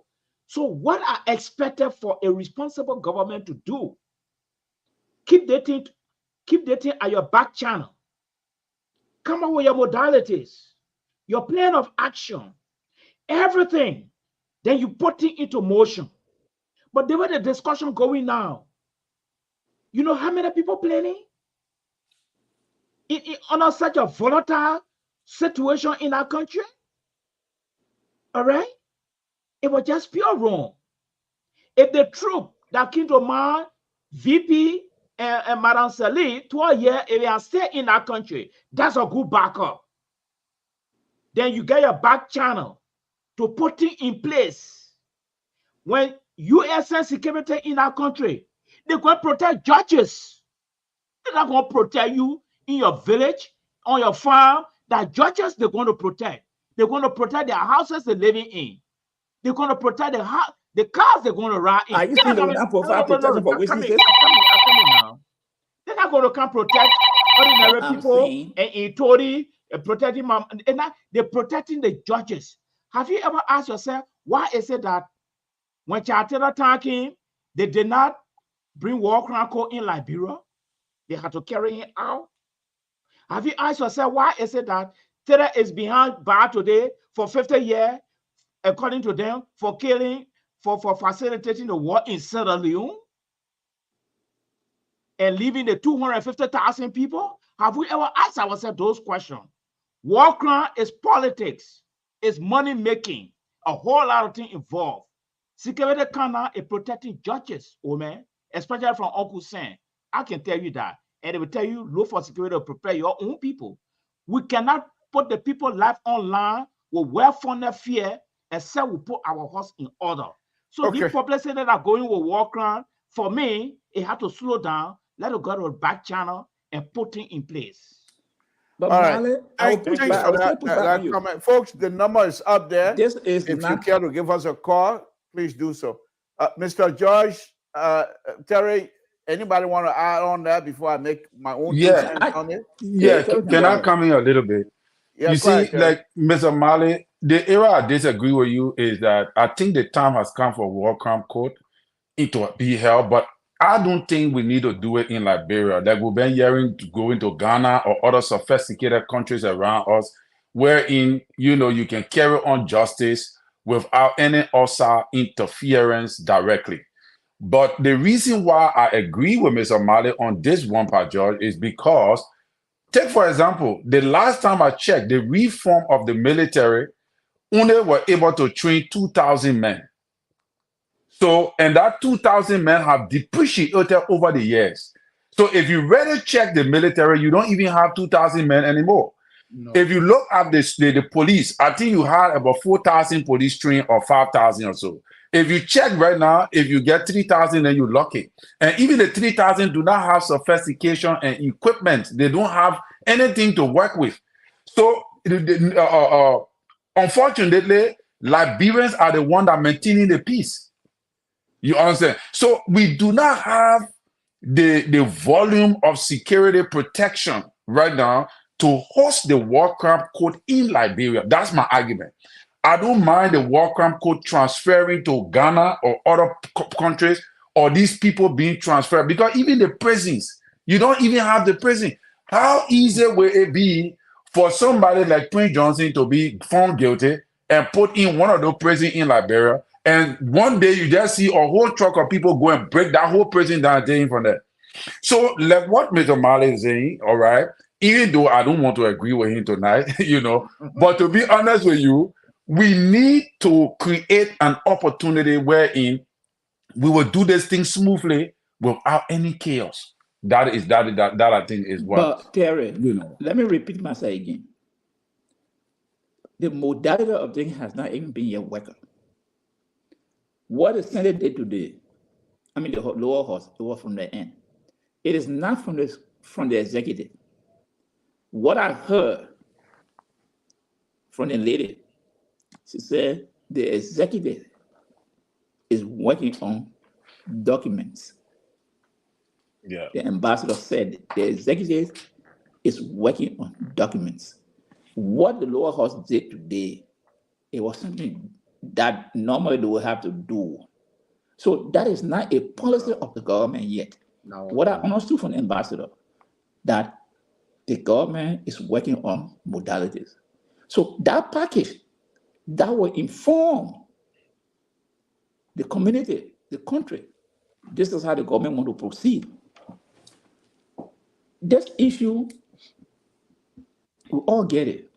But for anybody to say they have not been worked on, then it's premature because the government are not even, let the government come up with a policy statement. And these things are not there that we can say, oh, these people are not serious because they are not providing anything to us. But right now, we cannot actually on anything. Or we just have an open discussion. Because there has not been no policy statement from the government to say this is how we want to go about doing it. What happened is that the legislature say the law also passing a resolution. When that resolution passed, then of course the executive will have to come down with a package and say, okay, this is how we want to proceed. So that's why I am saying. But fear will always be there. Fear will always be there. So you think our judicial system have the weight and the mechanism, the competence to be trusted to handle the process? No, Terry, let me tell you. That's why I'm telling you, people have to wait for the government position. It's not the judges who are in Liberia. It's not the judges. It's not the judges. The international court got judges, trained judges. If the government say, the work of the model and say, this is going to be happening in Liberia, there will be protection of witnesses. Everybody knows witnesses are very important. There will be protection of witnesses. There will be protection provided for those who will be testifying. Those who will be working in certain areas will have protection. But Joel, let me ask you a question. If it will be established in Liberia, but if it's all Liberia, the same thing will be provided. Those who will be testifying think they will have protection. But Joel, let me ask a question. Yeah. Let me ask a hypothetical question in line with Colin's suggestion. Why, if we do it the Helen Johnson Sirleaf and the Chastera way, the government indict people in Liberia, the international court come and pick you up? But that's why I'm telling you. No, that's not what you. No, that's not what you hold on now. I'm saying modality. What is the word modality? I just asked a question. Not forget about modality.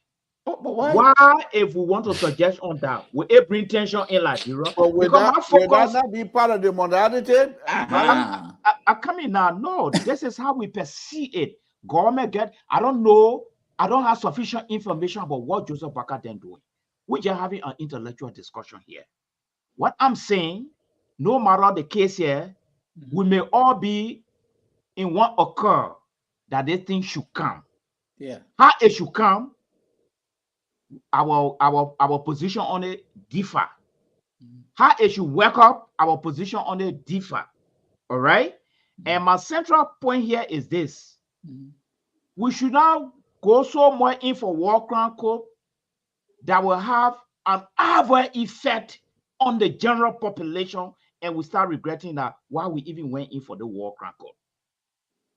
Okay, there where I am really coming from. I coming now.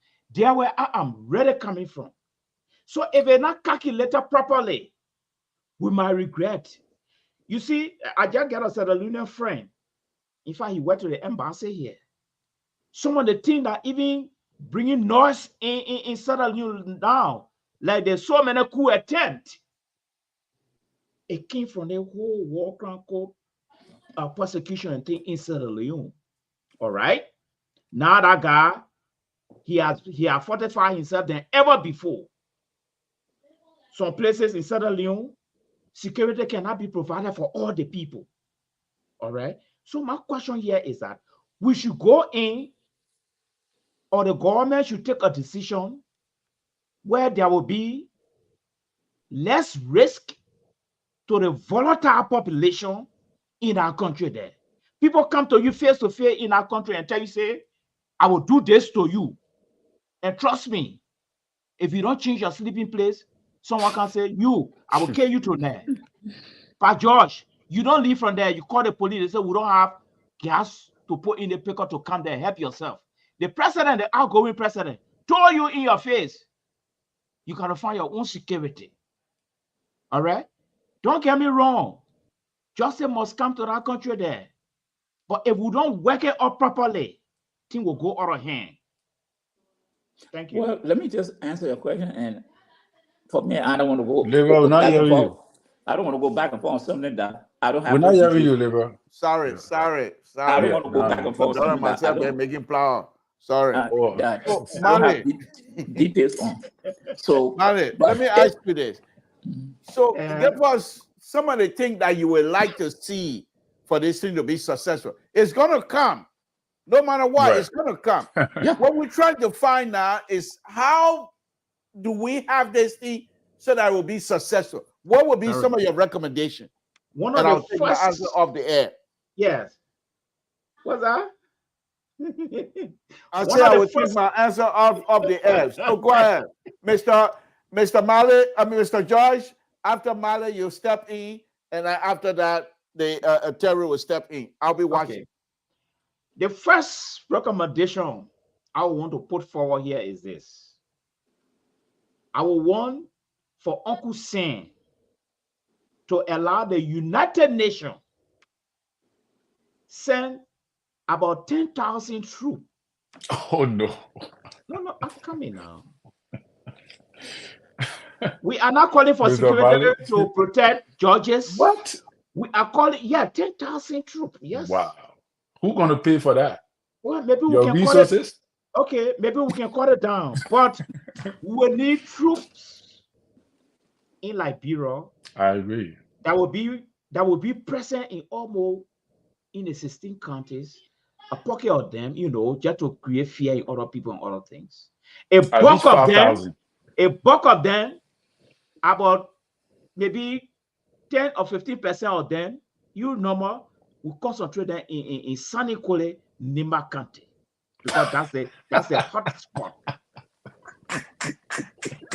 They probably are troublesome, probably, I tell you. No, Colin, that's it's like you got to identify all the hot spots. Right, all the hot spots.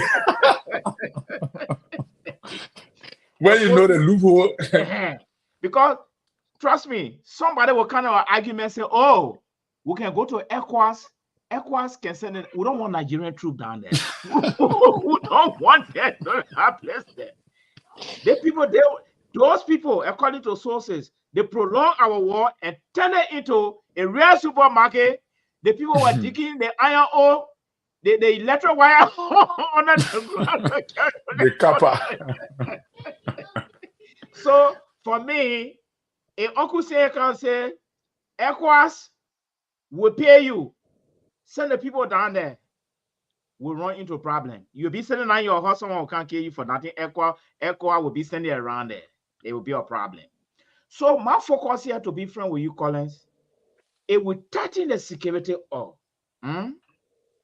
We can persecute people in our country. And if we realize that now that some people are so popular that when we grab them, there will be popular uprising like Prince Johnson in Nima County. Okay, we can negotiate to take 2 or 3% out of that country. Yeah. I need to keep things under control. Okay. So, Pato, my suggestion here is let's have a debate. Nations. Can you hear me, Mali? Yeah. Let me go to Mr. George, and then Terry will. Mali, end your statement. Yeah, Mali was ending his statement. Go ahead, Mali. I just said. Okay. We need United Nations. We talk to Uncle Sam. First of all, this case here, Allen White should get out of it. Allen White is a big-time business ball. We know him. So what we could do here as listen now. What we could do here as a responsible Mr. Malik, government. press No. What we could do here as a responsible government, make a formal application to Uncle Sam. Uncle Sam know how to work their way out. Aliwa is not the only man. Uncle Sam that what they like when you looking up to them to play the Godfather role that want the red leg. We want to walk around code. We don't know how to go about it. We want truth. So this is our request. Uncle Sam will call the Hague. He say, look, you get 4-5 judges ready. All right? We don't have to fight over that one. But when we start dealing with people that Allen White, we know Allen White and history in our country there. The diamond and all they were chasing it in our place. We don't want that guy in the thing again. All right? But if Uncle Sam say him, I get no control over it because I don't get money to pay nobody here. All right? Yes. But as Pajo was saying, our judges in our place there, when you people have the chance, go and download the 432 pages of the TRC report and see how competent they were all in the thing here. Firestone, all of them. All right? So there's a good resource down there. These people can go into. And Jerome Vordia, he has created a lot of problems too. He need to get out of this whole thing too. That's what I wanted to say too. Yeah. He get inside, he will inflame too many things. Yeah. So Allen White and Jerome Vordia, let it just rest. No, but let me tell you, Mali. Your recommendation are through the whole discussion somewhere else. The individual you're naming, Mali, let me tell you, the individual you're naming, those are middlemen. Right. Those are middlemen. They're pushing the envelope, but they know what they're getting in return. They are middlemen. They get a connection. They can go and, they want. Are they the only people get a connection? No. Here's the thing here. We are not seeing other people here to step out to the place. So these two people, they're working together, and they are the broker. Consider our broker. They are the broker. It's like other people appear. But these people, if the trial start, these people will not testify. They will not testify. The people who will be appearing are people who are affected directly, not the people. Thank you. That's not the best way you answer that question. Yeah, not then. So let it just get way small. Let it get way back. So for me, and what you say, you're right. Because that's why I say those are the modalities of work. Because the Baka government will not get out here and say, hey, we're starting the war and crime. No. There are people that will be consulted. You got to lower your monitor. So these people, they will coordinate things. Because he said you got to lower your monitor. The last time I said he needs security, he needs to be for his security. Papa John, you can remember when Baka came up? Mali, let me bring this caller in. You can remember when the president came up and set up a committee to look into the Soya women a riot? Yeah. I thought by this time we would have had a big committee set up. Okay, Mali, we got a hope. But let me nothing. take this caller. Everything is just some political announcement. Go ahead. What's your name? What's on your mind? Hello, Mr. Tool and the panelists. Thank you. In studio there. I've been listening to you guys a little bit. I just decided to call to just weigh in a little bit. I listened to Terry, and he made mention about the interview that Jerome Vordia had earlier today.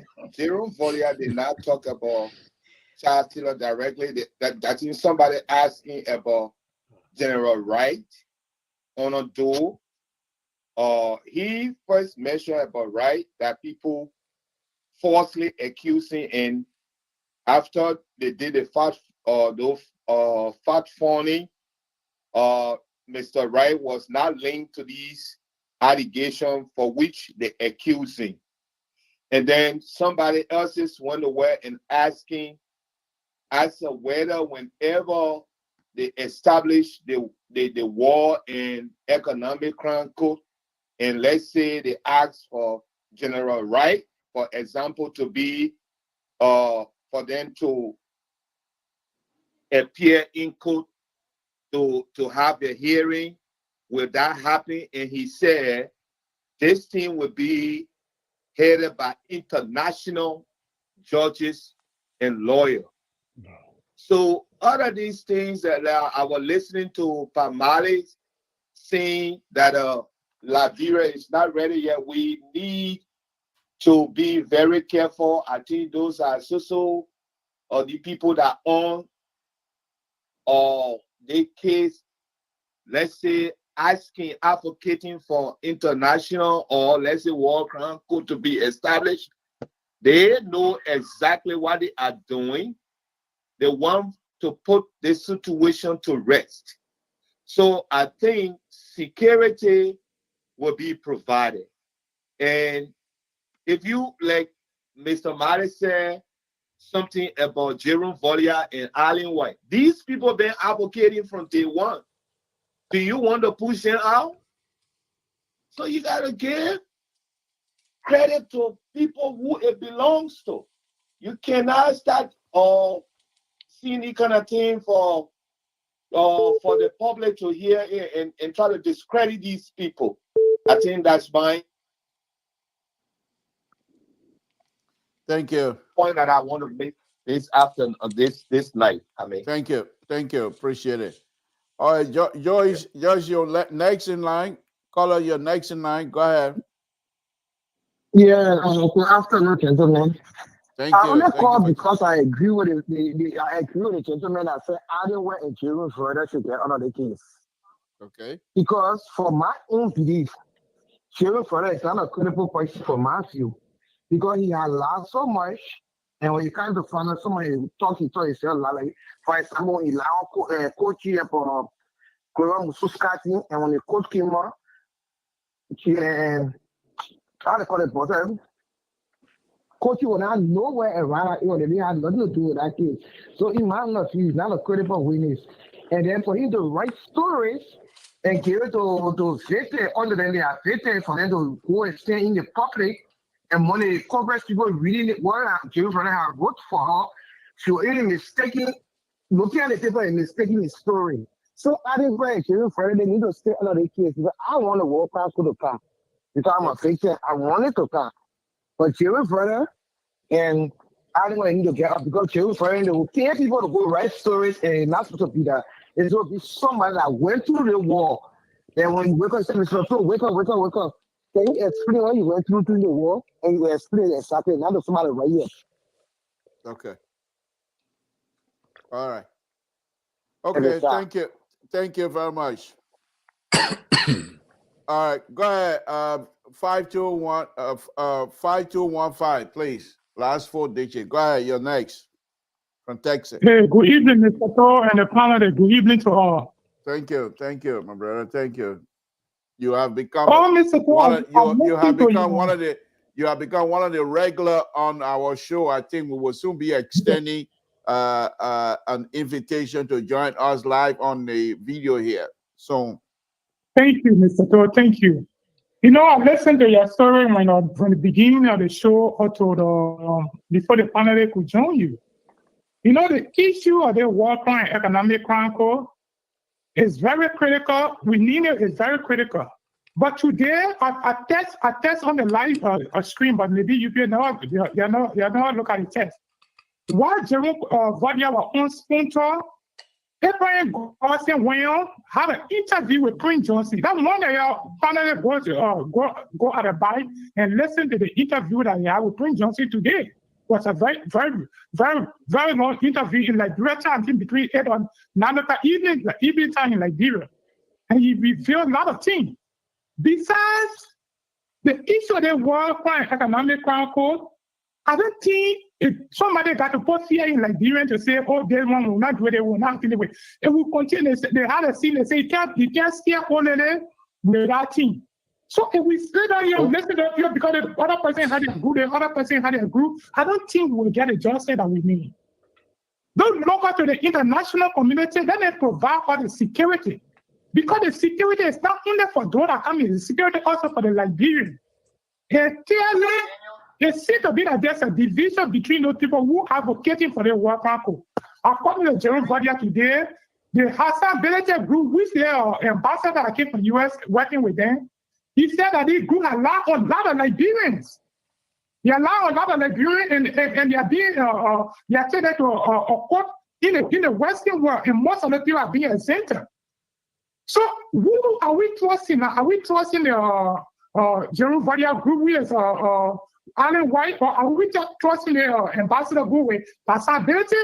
Which one of them use, or they want to use the worker code for their own personal use so they can make money out of Liberia? So we got to look at it critically because we are being affected. So it's not saying that another person will come to use the opportunity to make money out of Liberia. I thought tomorrow when they finish getting that money, they're saying about the Liberia. Thank you for the show, Mr. Toh. Thank you very much. Thank you. We appreciate that. Okay. Mali, Terry, let me come to you. You heard, and the people are still going to be calling. The number is up there. But let me come to you. I think we'll go over maybe by 5 minutes tonight. So, yeah, let me take this. Terry, please, let me take this caller here, please. If you don't mind. Go ahead, Papi. Your caller, what's your name? Where you're calling from? What's on your mind? My name is Jenkins, and I call from Minnesota. Okay, thank you. What's on your mind? Yeah, like what you people are saying, right, about the World Economic Council. I think in my mind it's related because right now Liberia is not ready for that. Let me be honest with you. One, the security situation in our country is not safe. You can't trust anybody anymore. Two, the international judges are coming. What security are they bringing for the Liberian people? We are not just talking about them. Because for them, there will be one good hotel where the American will be watching them. So what's up for the Liberian people? Remember today, Prince Johnson had an interview. Right now, as we speak, from reliable source, Prince Johnson is my source, right? The ex-combatant, the ex-general are collecting money, 200, and they are having meetings. Economy and work are now about it. Jerome Vodia and Adam West should get out of this. I agree with the other people that for Adam West and Jerome Vodia to get out of this. So, but let me ask you this. You said Prince Johnson as general then collecting 200 from your source. 200 and they're having meetings. What are they doing with the 200? What the 200 is for? Okay, I think the 200 is for they are galvanizing forces around because other people who coming from distances who will not be able to pay their way and get other things done. But besides that, Prince Johnson is a millionaire right now in Liberia. What other thing done? He's a force to reckon with. If you listen to Yeke Koliba, also have another interview today. Yeke Koliba was blown about it. He said Prince Johnson, nobody should allow Prince Johnson. He can destabilize the country. Of course. So we don't have security. We don't have anybody down there to take care of our people. Let us stop bringing about the war conquer. The war conquer is later. We are moving on and we are talking about reconciliation right now. They shouldn't bring something that will cause chaos in our country. We don't need it, please. We're begging them. We don't need it right now. They have that billions of dollars, thousands of dollars that they carry infrastructure development in our country. It will be good for us instead of them. We can get rid of a few people for them to eat it. So let me ask you this.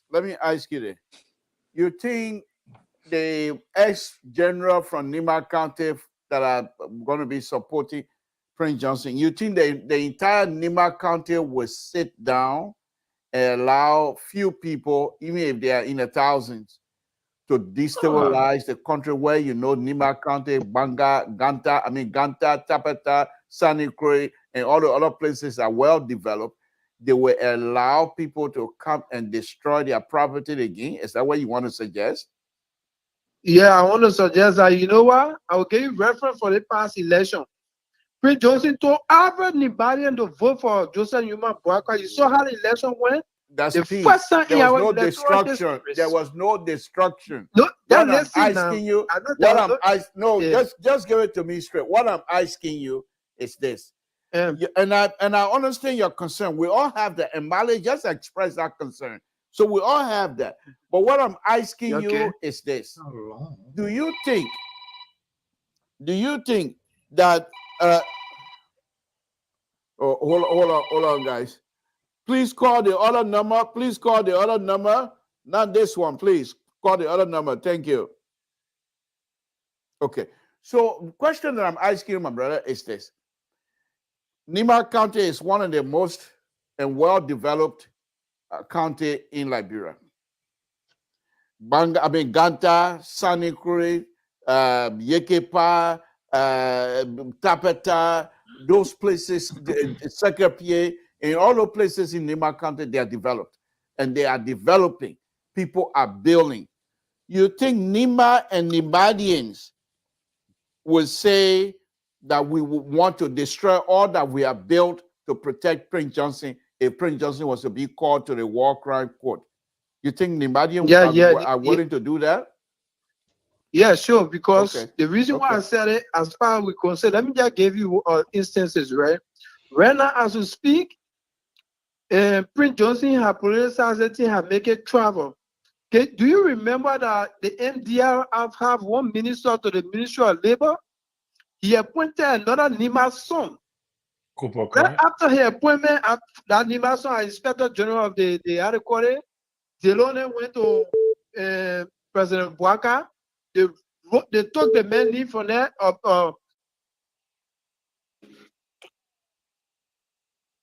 General. Right now, as we speak, the people are disenchanted. They are not happy the way things are going, and they are already feeling bad. They could do anything.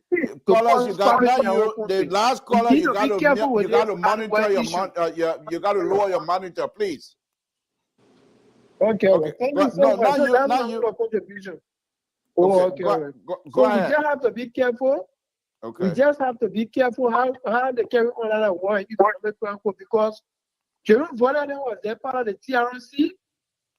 The other lawyer there did not agree to sign it. Jerome Voller then they want to manipulate it. They want to sign it. So kind of way they've been fighting it. They're not even been fighting it correctly. We're going almost. There is someone here now in peace. We don't have nothing like war or anything anywhere. So one last question I'll ask you before I take leave of you. How do you want Liberians to be healed? You want them to just forget it and pretend that nothing has happened? We have moved on. We already been healed. That's the reason why you see our country has been developing gradually. We are building our horses because we're not thinking about war. Okay, so let me ask this. I understand. So what happened to those? What happened to those brothers and sisters that feel hurt, their family members killed, and that they also want the war crime court so that those who are responsible will be accountable for their action? You want those people to forget it and let's move on. That would be your suggestion. But for me, I will not say we'll finish with for you. No, it's not for you. That's the reason why we said. I'm saying to you. No, hold on. You just gonna answer it bluntly. Don't try to beat around it. What my question to you is this: those brothers and sisters that feel hurt or victimized, do you want them, because they also are saying? Can you let me ask you a question? If you're not, okay, all right, you don't want to have a conversation. Thank you very much. Thank you. Hello. Okay. No, yeah, go ahead, caller, go ahead. Hello. Yes. My name is Nuipa Mepakeaka. Okay, madam. Thank you for joining us, ma'am. And I'm calling from Massachusetts. Thank you for joining us. What's on your mind? The thing that on my mind is what Liberians are displaying right now. Okay. The Bible says in Isaiah 41, verse 10, He gave us fear. And I've come to realize fear is a cage that until you come face to face with reality, it don't get activated. And the tactic that is being played right now just for the issue of war crime court is a scare tactic. You and I will recall that time back Prince Johnson, he was ready for war crime court because he didn't commit no crime. He's on record for saying that. What's the big deal? It's time. The only thing that no man has control over, and it takes its own time, as it is called, to come to fruition, is time. The time is here. It doesn't matter how long it took. The issue of this CRC people avoiding, we've never had peace. From a little study of conflict resolution, you cannot solve a conflict without letting the perpetrator as well as the victim sitting to find where it went wrong. We've never had peace. Everybody have managed, it's like a glass power that we can say, excuse for expression like brain setting, everybody just managing until they can manage no more. Why would we allow Prince Joseph be an intimidator for us, all of the 4 million plus people? What's there to have? It is better you wrong me and tell me I'm wrong and give the second sense. That's the part I take from Yaka Kolba, even though I don't like his attitude though. But it's good to face what it is, and that's the difference between Prince Joseph and Bob Naked. Face the issue. Why are we doing that? We're scared. We've never had peace. You know how many persons waiting to come, or some of us mothers love that only brother because of the identical Prince Joseph that you're constantly today. You know how many witnesses are there? Why are making people? What Liberians actually so afraid of? We've never had peace. We've never had peace. And if people think, I tell people by the grace of God on me, if people think that Joseph Boakai came to build infrastructures, they lie. He did not come for infrastructures. He came to rectify documents that should have been written for implementation. There will be somebody for implementation when it comes to infrastructures. But Boakai came to put the pen to the paper to make it right. And I'm telling you, no joke. There's no going back. If Nimba think Liberia is for them, then they should back Prince Joseph for it. If Bongate think Liberia is for them, then they should back anybody. Interesting. Even if it makes sense, when you call, you got to lower or mute yourself immediately. Please. Thank you. Am I loud? No, yeah, you are. Go ahead. Even if it means for Musa Beneke to come show their contribution in this war, the very worry fashion, we know them. People not talking doesn't mean they don't know them. We know them. We know the extent to which they exploit the people and they are living at the expense of the people. People not talking doesn't mean the evidences are not ready to be shown, because guess what? Those who are victims, children have gone abroad, studied, and have come back to face the reality. There's no escape here. And that's what will bring the pain. The soul will get clean before it get healed. We will clean the soul. It got to get healed. We tired putting GZ on the soul that honor is getting rotten. We have to make sure the soul is clean and let it dry and be finished. Let the scar be left there and be told that the soul was dry. So let me ask you this. So let me ask you this. Is this soul ready to accept? If this body is ready to have the soul already, is it ready to accept another soul? Are ready. Can you hear me? You can never. Yes, I'm hearing you. So I'm asking you, ready. the soul you say that you can't clean it, just like that.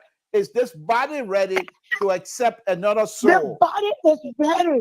There will always be minority and there will always be majority. So that's why we have decision makers. They need to put their foot down and take it. We all have called for this. We complain about former president. We are not wanting work codes. And he told you there will be somebody that will come with one. This is the time. When is the best time? I think tonight you are the star, because your comment it cut both sides. For those who support and those who are against, I think your comment is right in the middle. So let me push back a little bit. Not necessarily push back, but let me ask you this question here. What happened to those who emotional, just as you are emotional as well? What happened to those who are emotionally invested in this, but they are arguing that Liberia, the fact that we have lights, we have what so-called water, We have this, people are developing and building. Let's move on. What's wrong with that idea? Let's be realistic here from my own analysis of this whole thing, right? Look at the people that are complaining. Don't forget, the children born 1990 don't understand, because in our history, even in schools from 1990 to now, we have not taught the foundation of it because it had become sacred. But you born in 1978, 76, 75, you even up to 79. You know the rest, right? You know the other stuff. Even the Tottenham time, you know them. But our children, born for, let's say, from 1980 to now, they don't know even what they call normal days. So what you expect them to know? So the people that know ought to find a way, and that's why in conflict resolution, I know you're giving us some real solution here. But this is the other point.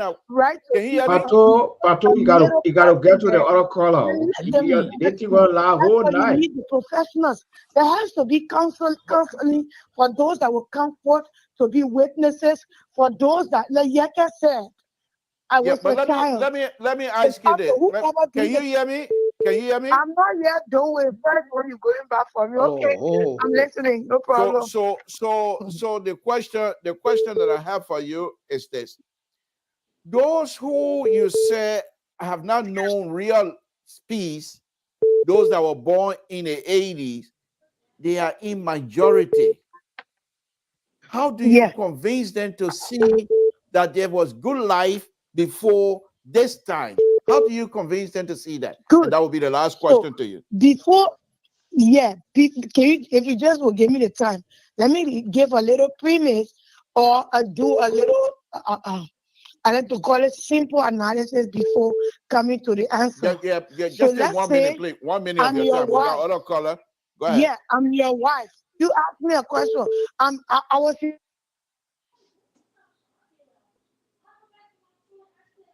care of the children, make the children will create a space to welcome her. So it behooves the committee to put in place measures as to comfort these people, provide knowledge to them with evidences that will give them the mind to make the decision when it comes to either testifying or even acknowledging that these people have been abusing them and using their ignorance against them. Thank you. I hope you stand by. Because we're going to be discussing this subject matter for a very long time. So I hope that you will have the opportunity to call us from time to time. And even if you care to join us to have a in-depth discussion, we will appreciate it. But thank you very much. We appreciate your call this evening.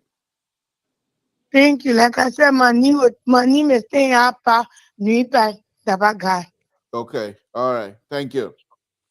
Mr. Carter, go ahead. Walter Carter, are you there? Okay. This is breakable. Yeah, breakable. Go ahead. Yeah, go ahead. Okay. Thank you for the show. You know, the reason that I listen to my big brother or my dad and Madison comment. And I suppose a comment, although I suppose a comment, but on a serious note, the reason some of supporting the War Crime Code for now is because when you saw what went out to the free time during the election, or even 2 years ago or 3 years ago during if you look at it and look at 10 years from now, what will happen if War Crime Code in our country will be terrible. Because what the children are seeing is when you commit a crime or become a violent person, you are being awarded with government official, government position. So if you look at it and say, okay, since background be background, let it go. And people see those same people that they classify as a criminal, in authority and become a stakeholder in the country. They get people the same mind or the same courage to do the same thing and become well in the country. So that was some more say, okay, although whenever you walk around or even whenever you can because of condition or the people are together, but because the thing is happening in our country, it will not happen now. 5 years from now, 6 years from now, people will be brave Look how people they kill the children in local county out there. Went behind a boss in your house, beating the person like an animal. It's painful, but on a serious note, we need to do it because if we not do it, people will have that same mind to do violent thing or do something that will make them be popular. So some of us are supported to the full there. The only thing I would say to people is in the war code, they say one for go Ghana, let it go Ghana. But if you're going like bro, as Mr. Myers said, they should have a real military or should send real troops in our country. If every woman can make whole country will go outside down. Not only every woman. They talk about somebody that is well known will be picked up. It will be easy. All right. It will not be easy. So we have to make sure the civil system is strong. Thank you. Thank you. Appreciate it. Walter Carter, are you there? Walter Carter? Okay. Carter is gone. All right. Let's wrap it. Let's wrap it with past time. Malice, what will be your closing on this? Mr. Joe, can you hear me? Yeah. All right. Give me your closing in 1 minute, please. Yeah, you are asking the lady some question. I don't know.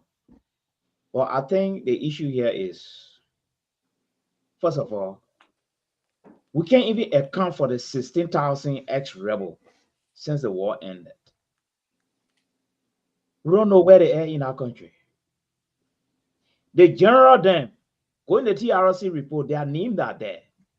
We don't even know where the people are right now. All right?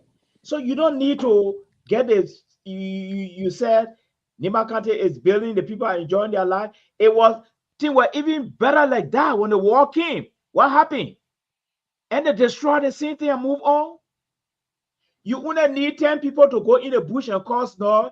The investor in the air, he will go land in Sierra Leone.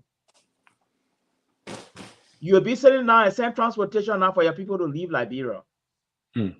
What we are saying, God forbid, Mr. Mali. Yeah, what we are saying here is that we're supposed to be the adults in the room. Let us not romanticize the war crime thing. It sounds good for it to come. But if that modality is not put in place and things go out of hand, and let us not sit down here and make mistake. Prince Johnson has the capability of creating problems in that country.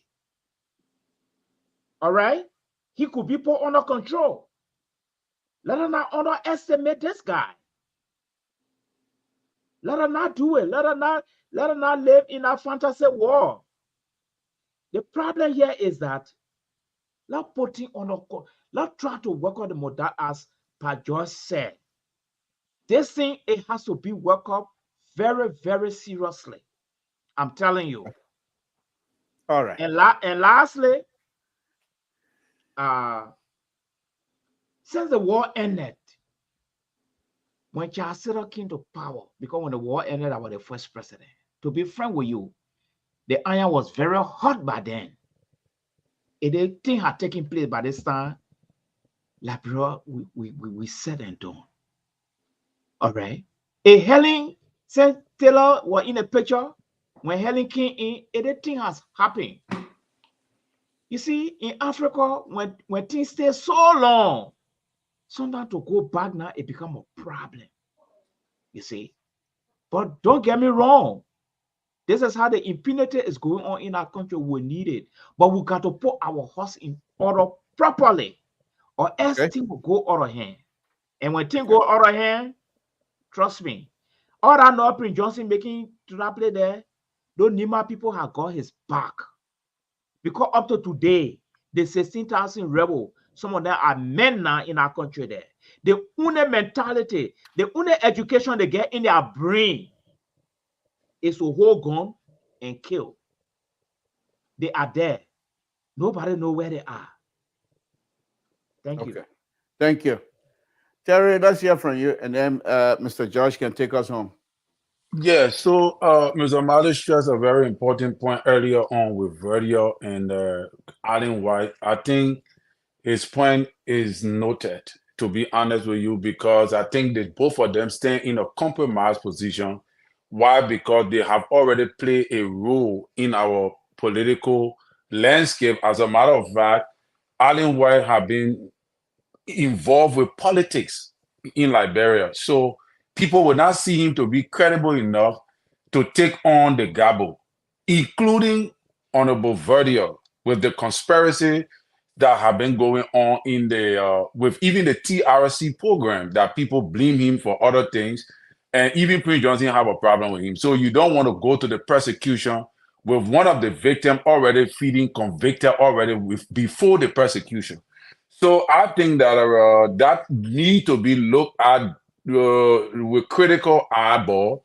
And order that. Another thing that we're leaving out is that in order for this particular thing to kick off and become successful, I think Ambassador Boyka need to work closely with Madam Sirleaf and President Weah. You see, I have been studying about the American presidents. The American presidents they got security details. I think all American ex-presidents, there was a strong law passed that they cannot drive themselves. All right. And they always come for briefing. Regularly, they have to come for briefing because they were in power. So they have a lot of security details. So you cannot allow, in order for Ambassador Boyka's leadership to be successful, and in order for him to be able to effectively effect this particular thing, he cannot treat President Weah as an opposition. He has to treat President Weah as a colleague. He can't treat him as an opposition. You have to work closely with him. You have to visit him and sometimes call him and let them have a security briefing, even with Madam Sirleaf. And I think that is one of the reasons, because these two people are alive and they are in Liberia. And both of them, era, you took over from them.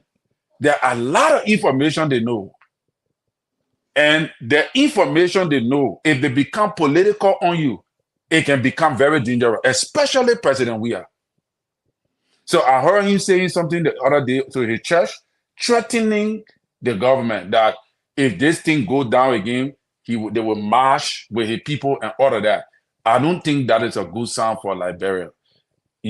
So that is just my take on it. But I believe that the War and Economic Crime Code, if this is the time, I like the lady's position. This is not a scare tactics. When God reach you to a time, he will make provision available for things to work out. And I want to believe this is the time. But we can have this War and Economic Crimes Code done in another country, but it can be established. It has to be established under this regime. Thank you very much for having us. We appreciate it. Thank you, Terry. We appreciate it. Mr. George, please. Yeah, look, Terry, let me say something. You talk about, I will start from the bottom, that Joseph Boyka should consult former President Ellen Johnson and George Weah. In this country, since Obama left power, how many times you heard Obama making a comment about Donald Trump or even Joe Biden? How many times? President Weah, you heard in the church the other day,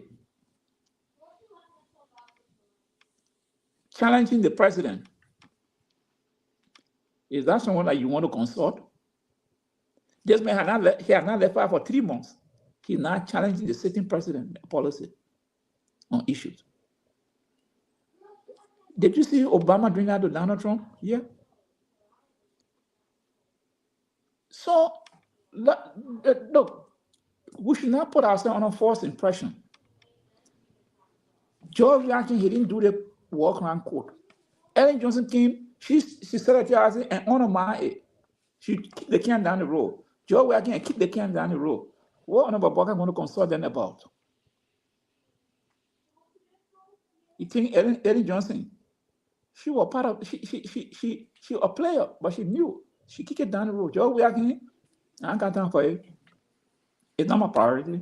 So why Boyka should go there? You heard Joe Weah the other day saying in the church. And I will use the Sunday school word he supported or use. He told a lie in the church. And Kevin then called Joseph Boyka liar. They call him liar, so that's what they say good. So I'm just repeating after them. He mentioned something about Esther Parker. He said you're a labor. Joe, we are no, you're not no labor because I said, our young man, you're a young man that time Esther Parker died. If any of you people know this story, Esther Parker, Mr. 219 in the country, Esther Parker,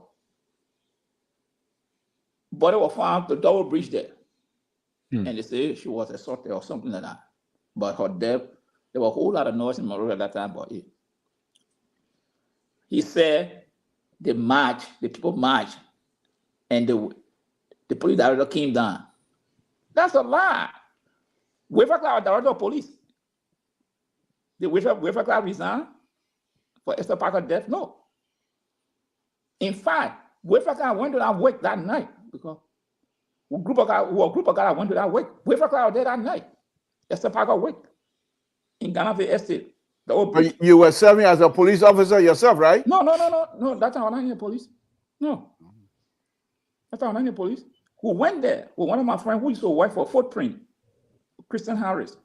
We attended that wake. Wafer Cloud went there that night. And President, we are trying to incite that into his sermon. President, we had that lie. Wafer Cloud, the police that never stepped down. Secondly, he said, it's not democracy. Why the police that will be talking to the students to give them place that if they want to demonstrate, they must demonstrate. It's not so. In America, we don't see it. They don't. People want to demonstrate. They don't say this area can demonstrate. Yeah. And he lied again. He said, they never shot any demonstration during his administration. And I said the person lied. The former president would lie. Number 7, when the people blocked the road there, I think I was 2020 or 2021, right there. The police, I think the ERU shot one 12-year-old boy, one pellet ball. They came right at number 7 gate. If you look in the U.S. State Department report, it's there. Honor George Weah protest.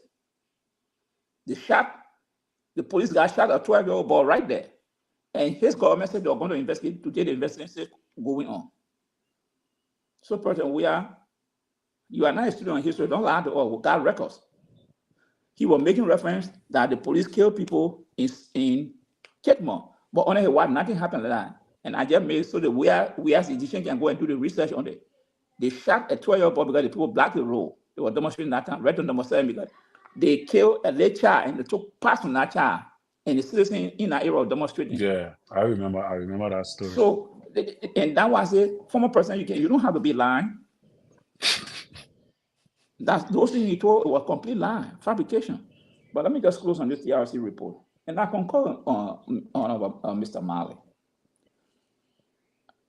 Liberian people security have the paramount into this code, taking the war crime code. I don't think the Bwaka-led government or the international partner will not take into account if they are going to establish this code, the security of the citizenry. They will take it into account. But I think we just have to wait.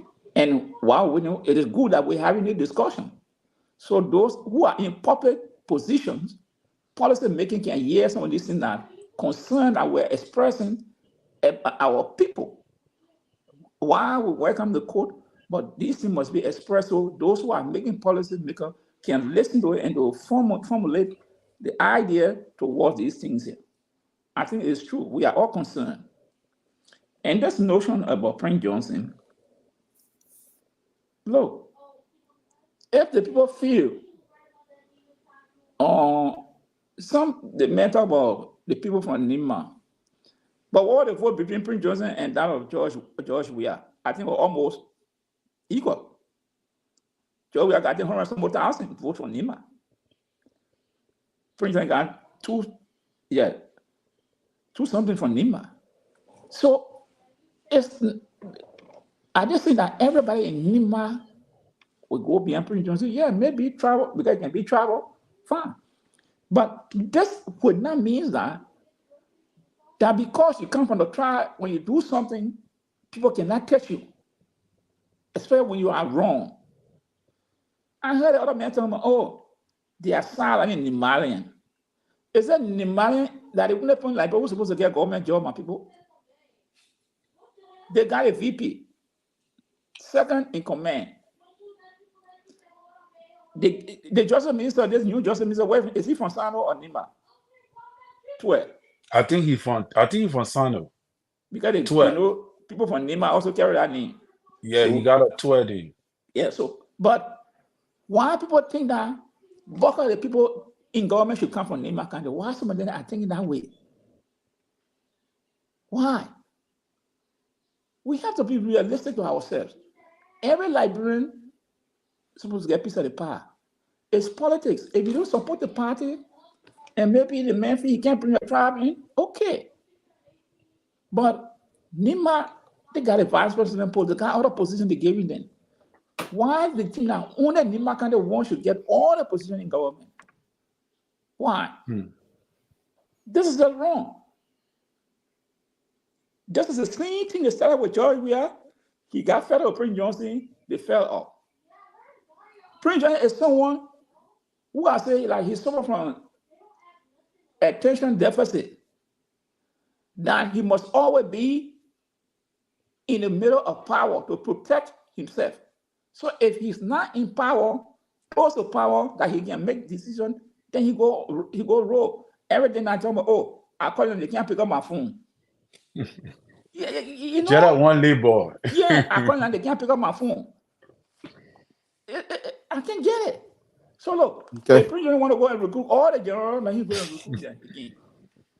But we hope and pray that the war and economic crime code, Liberia will have it. Mr. Prince Johnson, you had your days. So it's time now to account for all those people, George Bullock, all the people, they said they didn't do nothing wrong. All of them said they didn't do anything wrong. So if you didn't do anything wrong, why not you afraid to face people who are accusing you? You don't know. Thank you, Mr. Josh. So yeah, thank you. But Mali, thank you. I got your back. Okay. Okay, sir. We provide security. Right. But Pato. Yeah. You see, Pajo overload some salient thing. Colin just. Somalis were way over time. Yeah, I come in now, oh man. You decided 5 minutes. Okay. No. 30 minutes over time. We are honorable panelists here. You cannot just circumvent this thing like that. Go ahead. You got 30 seconds. Colin says something here that we got to all think about. So Joseph Boakai, he's the hero of the country now, the father of the land. Okay. He need to talk to the younger one. George Weah is a young boy. He can keep him in mind because politics or looking like an opposition. So to elevate a conversation, why he can't just call something like stakeholder meetings with all the opposition party, George Weah, the Omar, you know, I mean, let's just have open forum on it. It's about the security of everybody in that country, including these people. And you just keep quiet as an elder in the room. Keep quiet. Let the people do the talking. That will even give you more idea now how to fashion this thing as you move along. So, Colin, I'm in your camp for that. Thank you. The old man no, you don't have to be certified. You the elder. You don't Thank you, guys. When they force you, they throw water on you. Get the people food to eat. Thank you, Mr. Josh. Thank you, Mali. Thank you, guys. Way over time, guys. Folks, Samson told Liberian Public Radio, I want to thank you very much to all of you that call in tonight, make this comment. We're way over time. And so we want to say thank you very much, and we'll say good night to all of you. It's been a wonderful time. The one thing we need to do is to continue to pray for one another. We'll be back here again tomorrow with Mr. Soul Show, and we will be back on Thursday as well. Thank you very much, and I'll say good night to all of you. Good night, folks. Le père, votre vignon. Cadeau! Baïmaoa! Abegnoa! On soit tout le peu Abegnoa. Moi, dans Kai. Fond de siate de Sébi. Zouzou!